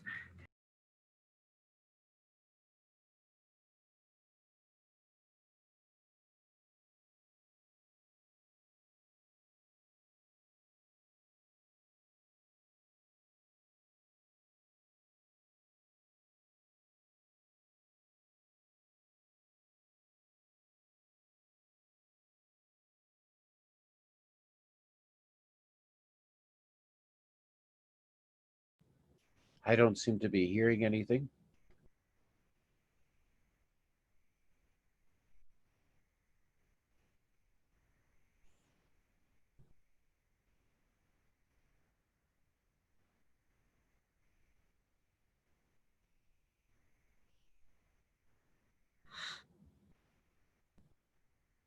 It was fine for a moment, and then on the previous slide, seemed to have lost the sound. Before this, yeah, just before this, then partway through, it seemed to be lost.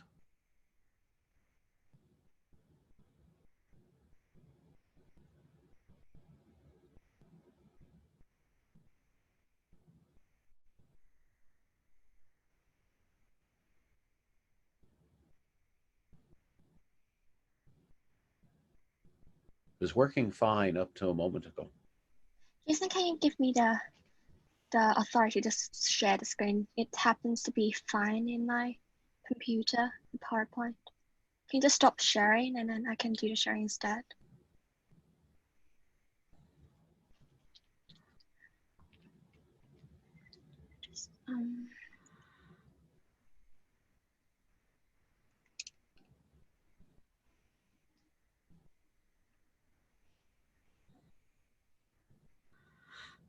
How do I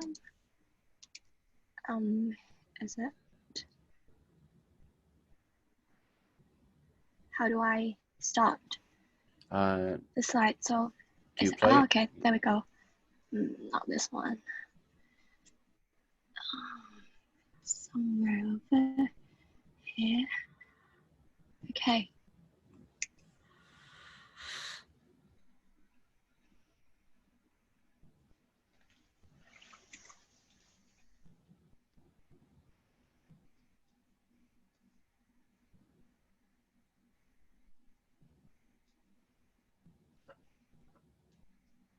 I seem to be. Is there any problem? I'm not hearing it. Can you not hear it? No. Because I can hear the sound. What about the rest up. of you? Rest of you can hear it or not? Okay. I can hear now, but I can hear when I'm sharing the screen. You can hear, but other people that are online, can you hear? No. No. Maybe we could try doing it on the Google documents we have. Sorry for the technical problem anyways. No. Just give me a second. I'm trying to sort things out.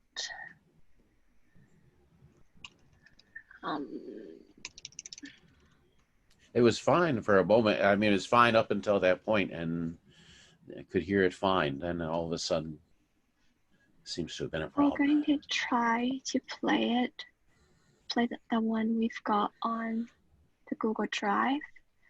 Hopefully it would be fine. Give me 10 seconds and We're okay with time because we began your group a little bit earlier. So let's see. You can see it, right? Is it on the screen yet? I see the screen. Yes, on the screen. Okay. All right. Slides.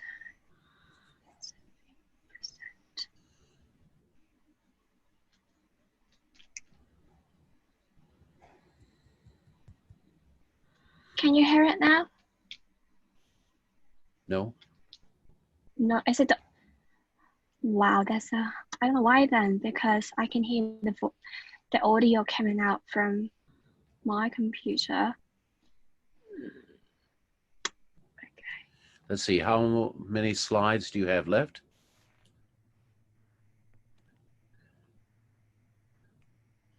You are on a slide. Talk about the RST analysis. Okay, got it. With the logical analysis, because both of them are talking about the logical relations among classes. The difference between them is that logical analysis is more focused on the grammatical relationships, such as the complexity of clauses, whereas RST is focused on the semantic relationships.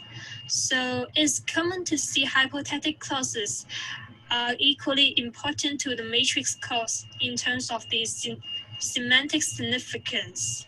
Here is our findings, and I will go through the relations one by one.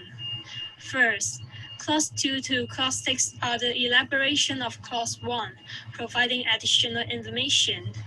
Clause 2 specifies the source of examples of problems and techniques stated in clause 1, and clause 3 to 5 introduce the configuration of the article, and clause 6 is a short summary of the whole article. These three parts convey messages that are all functionally significant, and their meanings are not in contrast. There is no explicit marking to show their relations, so we label it as joined. Clause 3 to 5 are sequenced, signaled by efforts first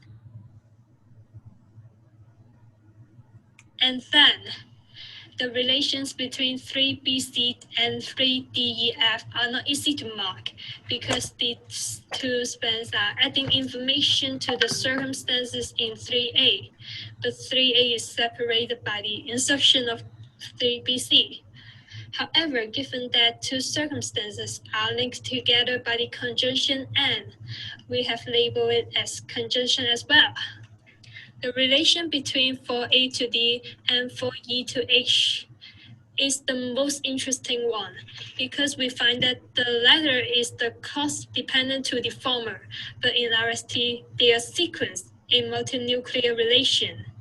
Because from the aspect of meaning, these two spanses express ideas that are independent to each other, and they are important to contribute meaning. Moreover, we discovered that purpose occurs frequently within clause 4 and clause 5. Their function is to have developing arguments and making them more persuasive by realizing the situations in satellites. And for clause 6, A to E and F to H are two test spans, and the latter are the elaboration, providing the range of the object in 6A. From this table, you can see that the RST relations are relatively simple and obvious. Such pattern of choice is initiated by writer's intention. Since this test is an abstract serving to provide a general idea of the article to readers, it is important to keep it simple and clear so that readers can use this part as a background or a reference for the further understanding and comprehending the following paragraphs so that it can make it more efficient. Okay, moving on to mood and modality. We couldn't find any modal verb in this abstract. However, according to Halliday, mood refers to two elements in grammar. One, the grammatical subject, and two, the finite verb. We can see most clauses in this abstract are arranged in the order of a subject precedes a finite verb. For example, in clause 1a, this article illustrates. In clause 2, examples are drawn. And in clause 3a, the article exemplifies. They are all statements giving the reader information. Therefore, the mood of the abstract is objective, informative, and descriptive. To sum up, we found that transitivity, theme, and thematic progression contribute to the texture, and the logical and RST relations among clauses contribute to the architecture. We think such choices are made is to achieve writer's intention of providing a broad introduction to readers. So this abstract should be syntactically and semantically well organized so that readers can easily comprehend and understand whole the whole text and use it as a background when they are reading the following parts. Through different choice of theme, the writer develops the topic of the text in a smooth and natural way. Also, using different kinds of cohesive devices such as pronouns and synonyms and repetitions, clauses are grammatically related to each other closely. Also, the frequent use of hypotheses is to minimize the possibility of wrong interpretation by readers. Also, the RST relations state that there is a clear logic flow-up. So we think this is a syntactically and semantically well-organized abstract. Okay. Okay. Very good. I'd like the summary at the end. It highlighted the main points that you've been bringing out separately in your various parts. I do have one thing that I do want to pick up, though, on related to the clause analysis. Can you show me a slide that shows the clause analysis just for the first sentence? This one? Yes, yeah. What I'm referring to? Okay.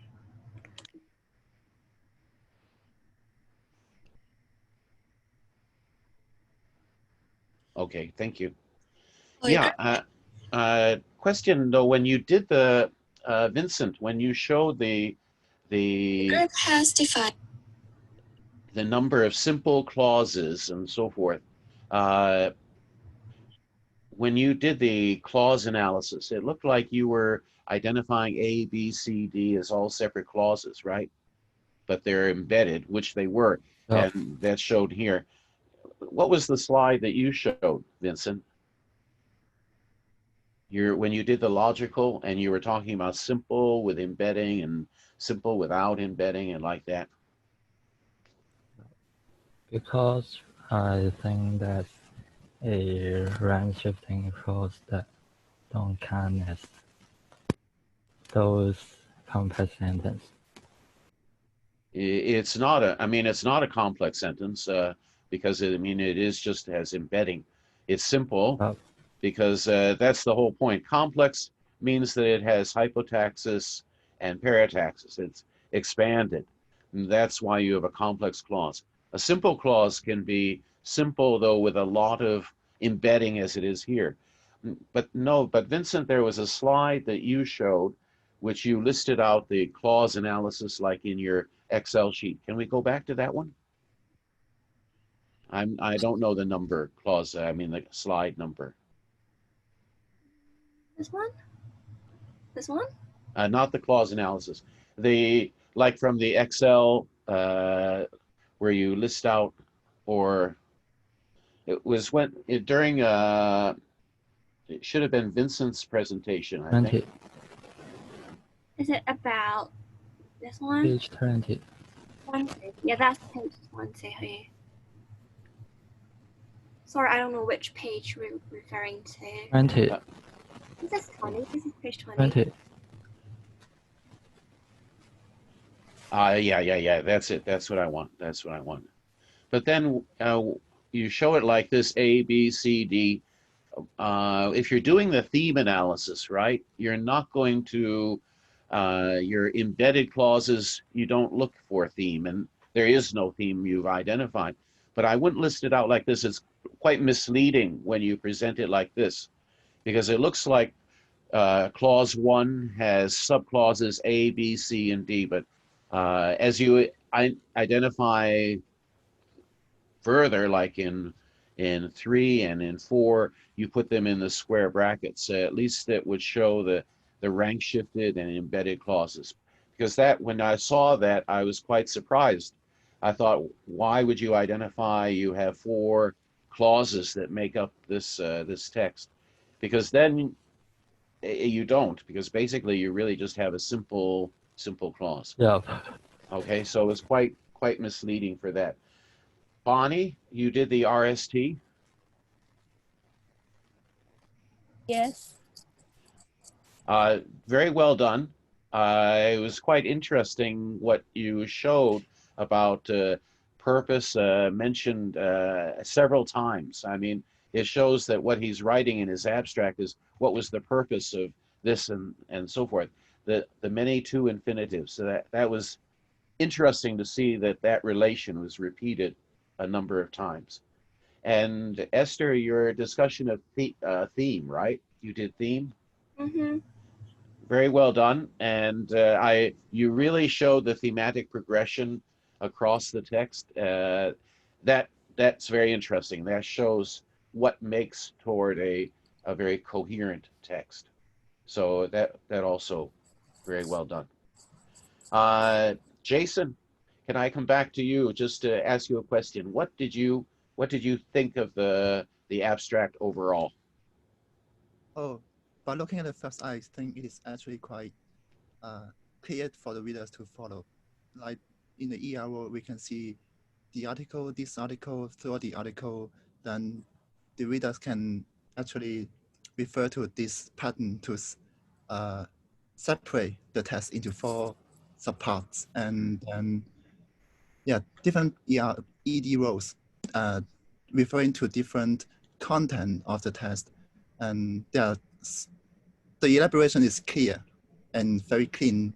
So although there are many hypothetic clauses, and embedding clauses, but they are just for elaboration, and the main idea is very outstanding. Yeah, and I liked what you did with looking at the tense and how the tense developed. That was an interesting. It was interesting to see the progression in the choice of tenses that sort of also give a sense of structure to the text. So that was very good for you to pick out that and to notice that. Very good, excellent group. Group 3, very clear presentation. But I will say this, you had an abstract from, as I said, a very famous and well-known scholar in linguistics. So I think you started off with a good abstract, which makes maybe it a bit easier to analyze it. But in any case, very well done. Thank you very much, Group 3. Thank you. And thank you, Esther, for bringing it back. So at least we were able to see the whole thing. Thank you. Well, we are, let's see, how are we doing on time? We're running a bit ahead. We are now about 2:15, and we are scheduled to begin the next one at 2:25. I think if you guys don't mind, we'll take a bit of a break just here. And while we do so, can I ask Group 10 to get ready? Group 10, could you just come on for the moment and let me talk to you?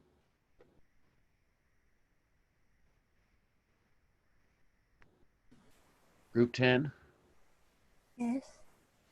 Okay, Kwok Man, I see you. Hui Wing Lam, yes. Hong Ngo Ping, yes. Let's see, who else? Cheng Ting Hei, yes, hello. And Chong Hoi Hao, are you here?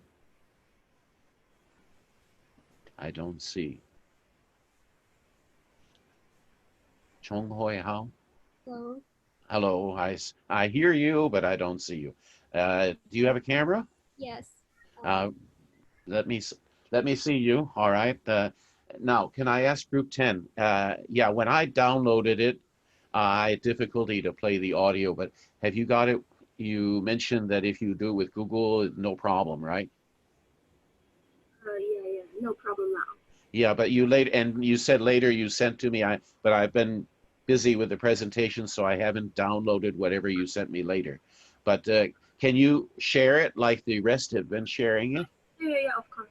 Okay, so let's, I just want to take a bit of a break since we've been doing this, and we're going to, could we start at the 2:20? Okay, 20 past, and so that, oh, that doesn't give us much of a break. Okay, let's start when we said we were going to start, 2:25, and we'll take a bit of a break now. And could you, in the meantime, go ahead to get it all set up so that at 2:25 we can start in right away. Okay? Yeah. So, Hui Wing Lam, you're the one sort of hosting it? Yeah. Okay, all right. So I'll count on you then. Okay, so let's take a bit of a break, and when we come back, everyone, would you please be sure to be back at 2:25, and we will hear from group 10. Okay? All right. Let's take a break for a moment.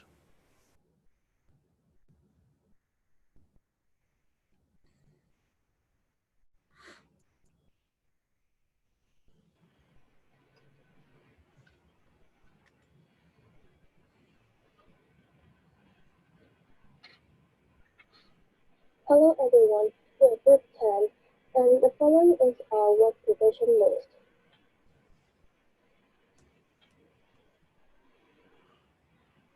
In this presentation, we are going to talk about Abstract 10, which is written by various writers reviewing Halliday's model. And yes, let me talk about the first part, class into classes. I sectioned the class into different classes, from class 1A to class XC. There is no paragraph defined, as abstracts often are not sectioned into paragraphs. It will be a difficult task if we section the text into different paragraphs. There are different methods for me to section the courses. First, sectioned in different courses by the appearance of verbs. Second, the courses in square brackets is to describe the previous course's contents. The description in a square bracket can be more than one courses. Also, sectioning the courses by the appearance of connected words and conjunctions, as these words link two courses together. There are cohesion and cohesiveness between the courses and let them become a test. Let us discover the different structure of this abstract. For the transitivity structure, from Lecture 2 we have learned that the topical theme for construing experience includes the experimental and logical metafunctions. In the experimental aspect, transitivity is stated, including the process types, participants, and circumstances.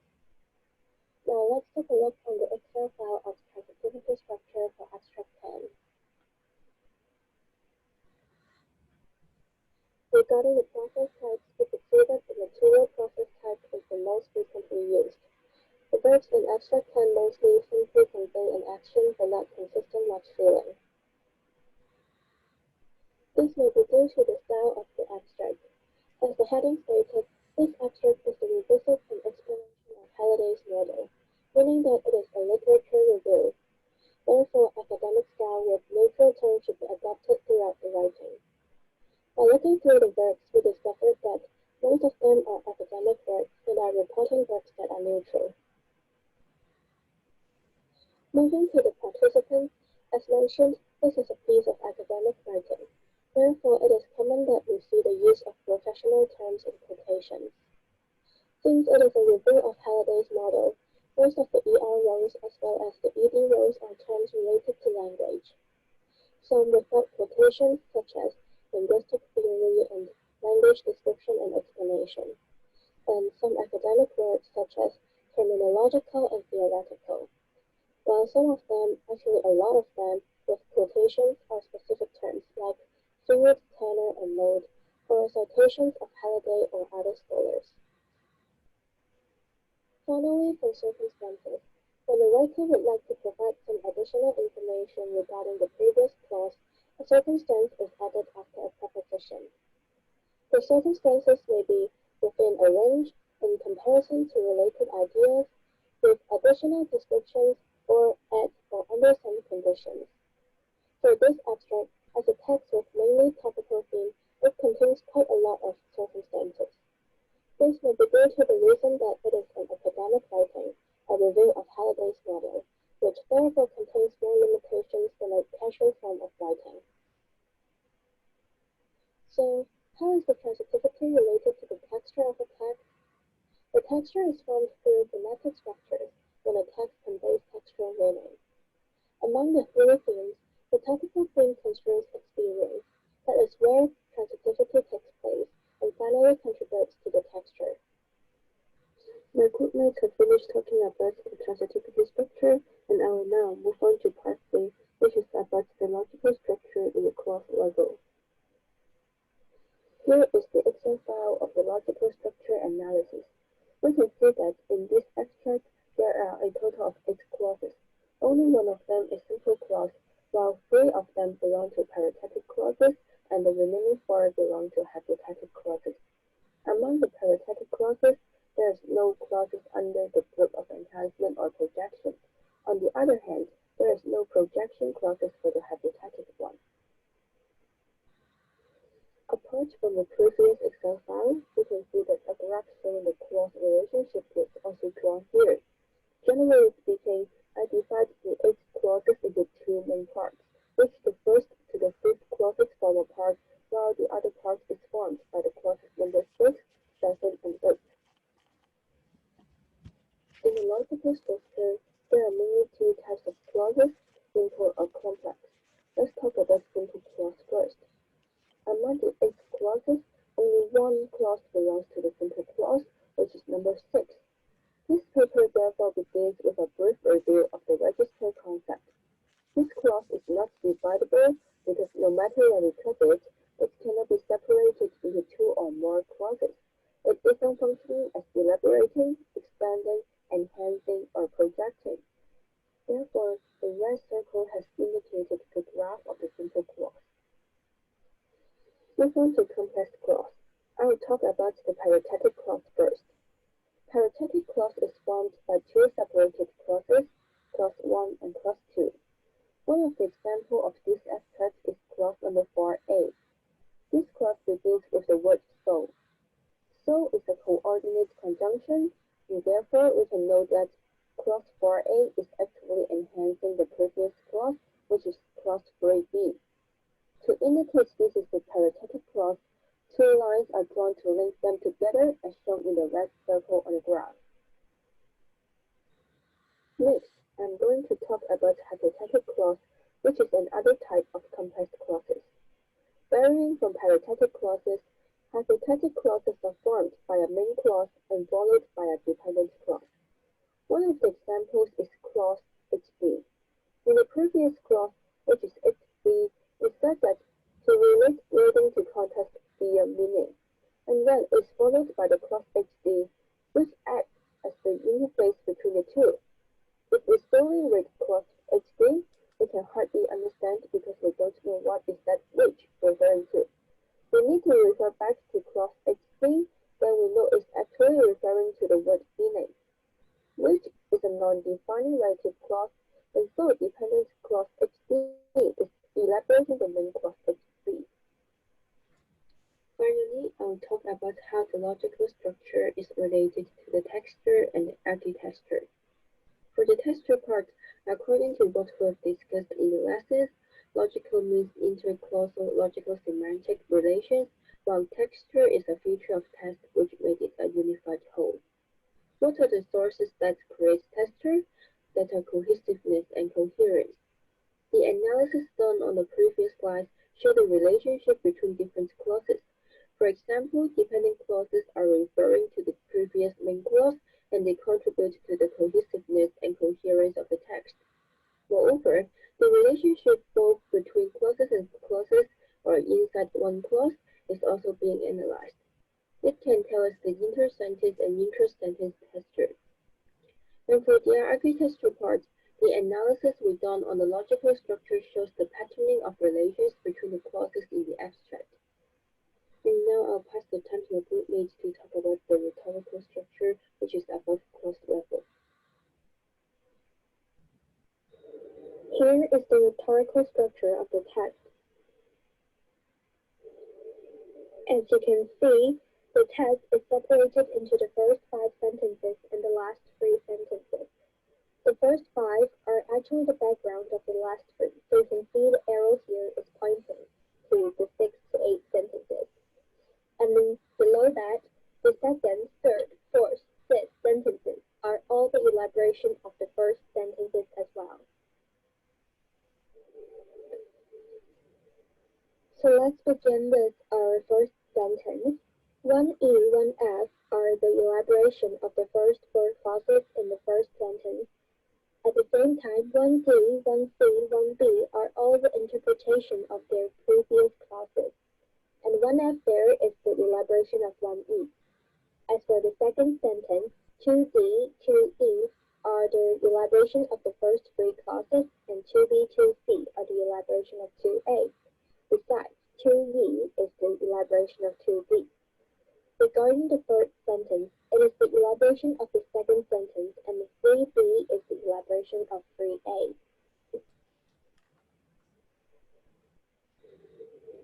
Unlike the clauses before, there is actually a relation of conception between 4A and 4B, since the writer has positive report for the situation presented in the nucleus 4B.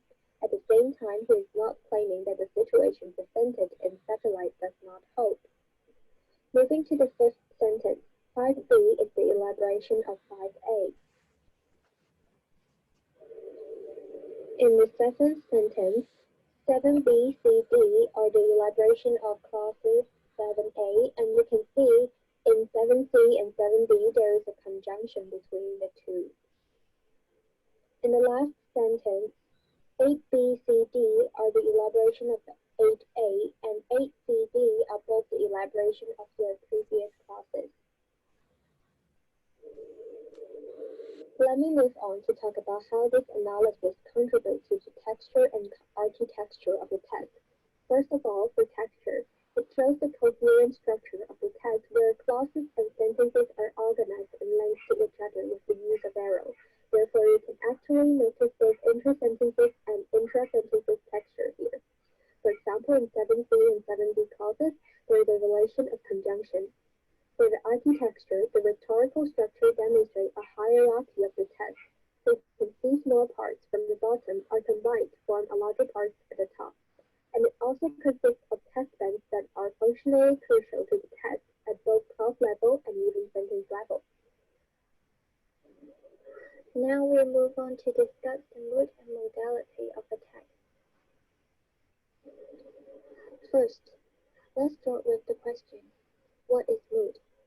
Mood consists of 2 grammatic elements, their subject and finite. It enacts social relationship. It implies roles of speaker and hearer in a certain discourse, and therefore shows their relationship. There are 3 kinds of moods. One type is declarative mood. It occurs if a statement is made or information is given in a text. The second type is interrogative mood. It happens when questions are asked for demanding information. And thirdly, if there is a command or request for demanding goods and services, it is an imperative. We use mood as a way to relate to other people. When we analyze the abstract, several sentences or clauses indicating different moods can be observed. For example, in clause 2b, we recognize that the concepts of a linguistic theory are inviolable. We recognize it's made up of the mood elements, subject and finite.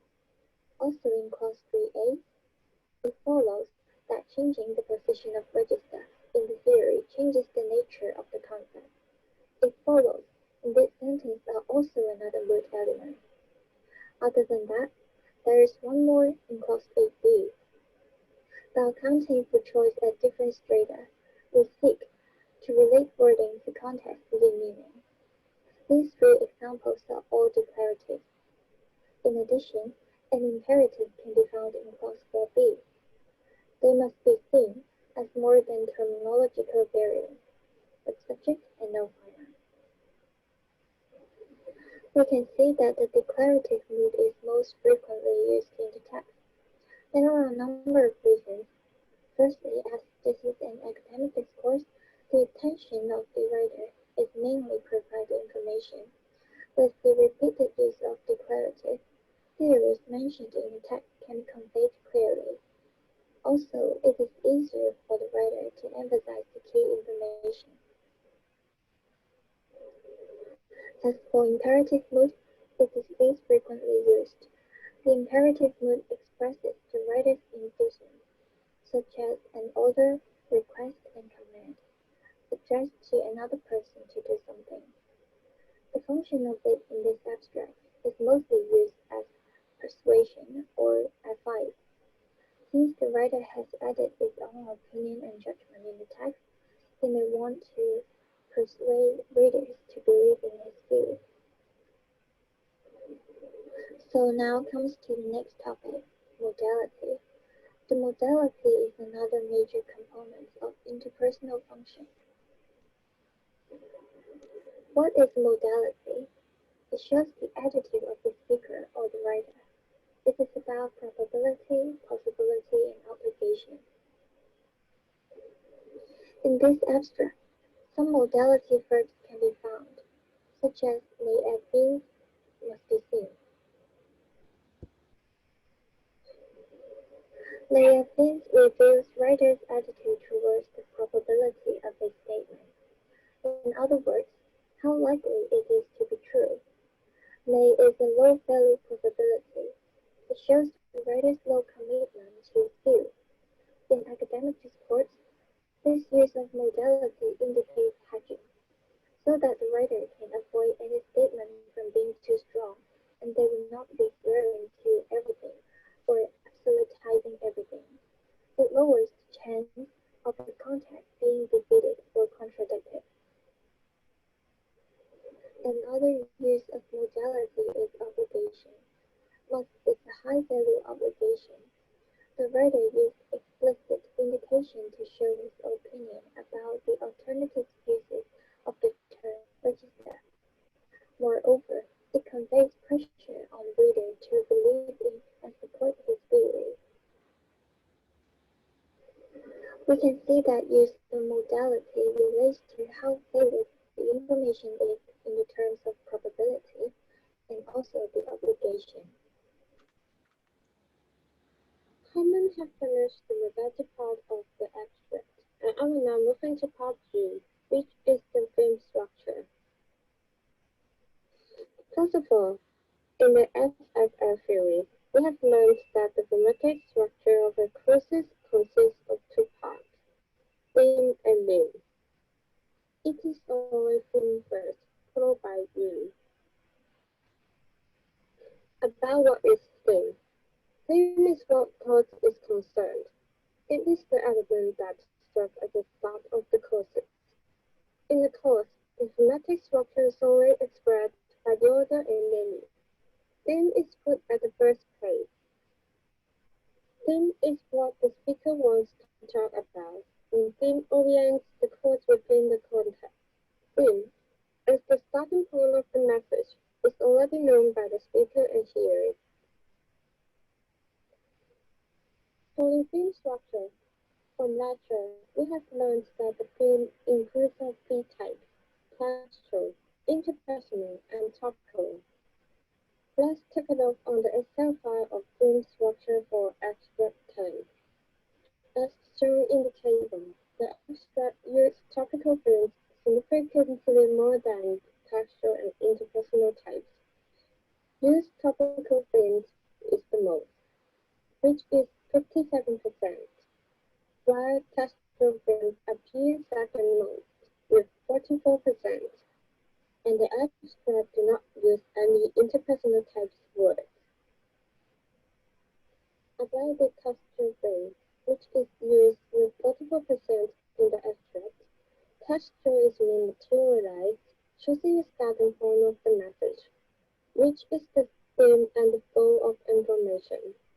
The words in textual film are usually continuative, conjunctions, conjunctive adjuncts, and WH relatives. For example, that this word is a conjunction. It can also be used as a conjunction to guide a clause, but it can often be omitted. The clause following that is usually additional information to the main sentence. Also, therefore, then, these two words is a verbal conjunction. An verbal conjunction is a conjunction that also serves as an adverb. It is used to connect two equivalent clauses in a compound sentence. And it's a coordination conjunction. Equivalent connectives are used to connect words, phrases, and clauses in a sentence. The two ends connect by the conjunction must be equal. Character and character, phrase and phrase, clause and clause. Which, this word is a relative pronoun if there is no comma in front of which is referred to the aforementioned things. As the abstract is an academic writing or a report, academic writing or a report serves as a tool of communication that confers acquired knowledge in specific fields of study. The textual film is words that link the clause together. Using the part of speech in textual film is normal. For the interpersonal film is to enact social relationships, how we use language to relate to others, expression of attitude or perspective. The interpersonal film are usually used of vocative, modal adjunctions, finite elements, and double-edged question words. There is no any interpersonal type words in this abstract, as this is a literature review or a report. So it should be an academic style writing with natural tone. Should not express of any attitude or perspective. The roles of speaker and hearer is author and student. The attitude of the speaker is formal, should be focused, structured, and backed up by evidence. About the topical film, which is used with 57, which is the most in the abstract. The topical is to help to find the topic of the sentence. The words usually are participants, circumstance, and the process. From the photo, we can see that all these are the participants. Clause 1b to clause 1e and f is a sentence expanding. Additional sentence. Still not the sentence without this part. Clause 2e and clause 3a, topical both are it this word. However, it represents different words. Clause 4b is reference to the period sentence. Clause 7a is also referring to the period. Reference is used sometimes inside it. Pronouns can make the content become stronger. In this photo, you can see that clause 4a is the circumstance. Clause 4a is mainly talking about the term register. The topical is highlighted. And in this photo, clause 2b and clause 3b is the process. It is such a kind of additional information. It can help the period work become more easier to understand. The film structure is to label the first participant, circumstance, or process as topical film. Once done that, it is the latter portion of the course. Topical films are obligatory for all main courses. The other theme types are optional. Since topical films are obligatory, so need take care to include everything at the beginning of the course for analyze. This means that sometimes you may even need to recover the lips element. About what is room. Room is explain what film is about to make a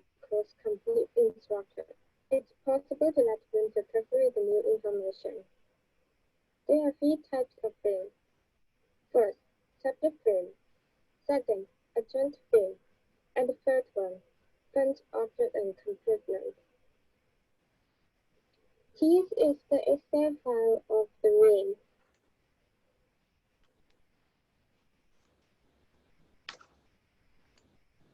To conclude, this abstract is a piece of academic discourse aiming to provide information, that is, a review on Halliday's model.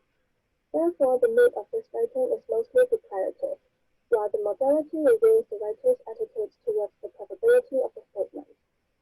The thematic structure of this writing is mainly topical, which includes the transitivity structure, and then contributes to the texture of the text.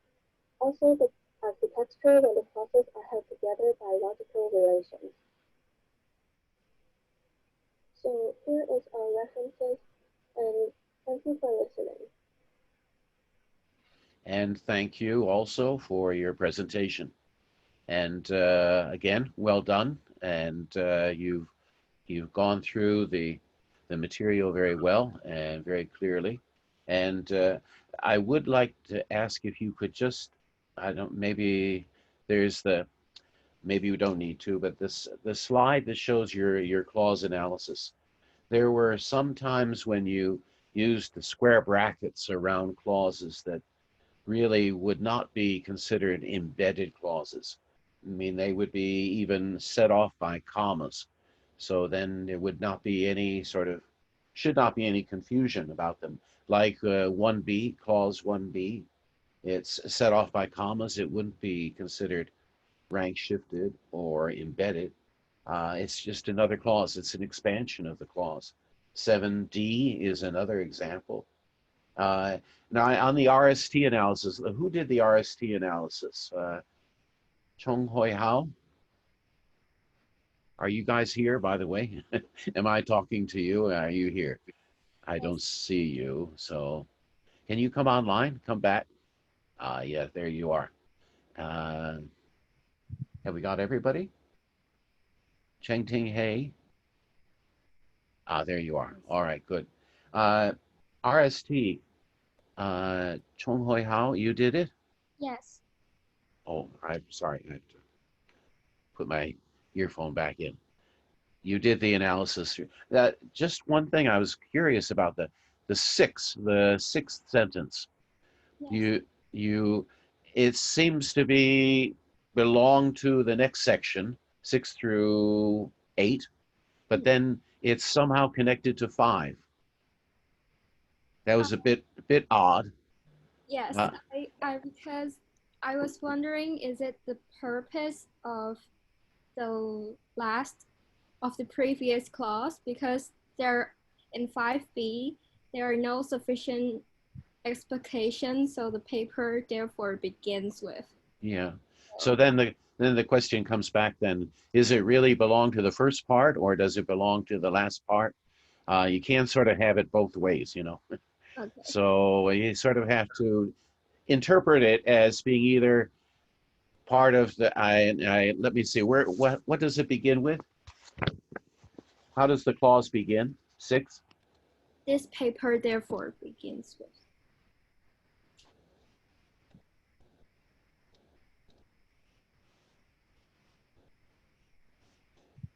Yeah, it does seem to sort of go with, because then it follows, it then exemplifies the term.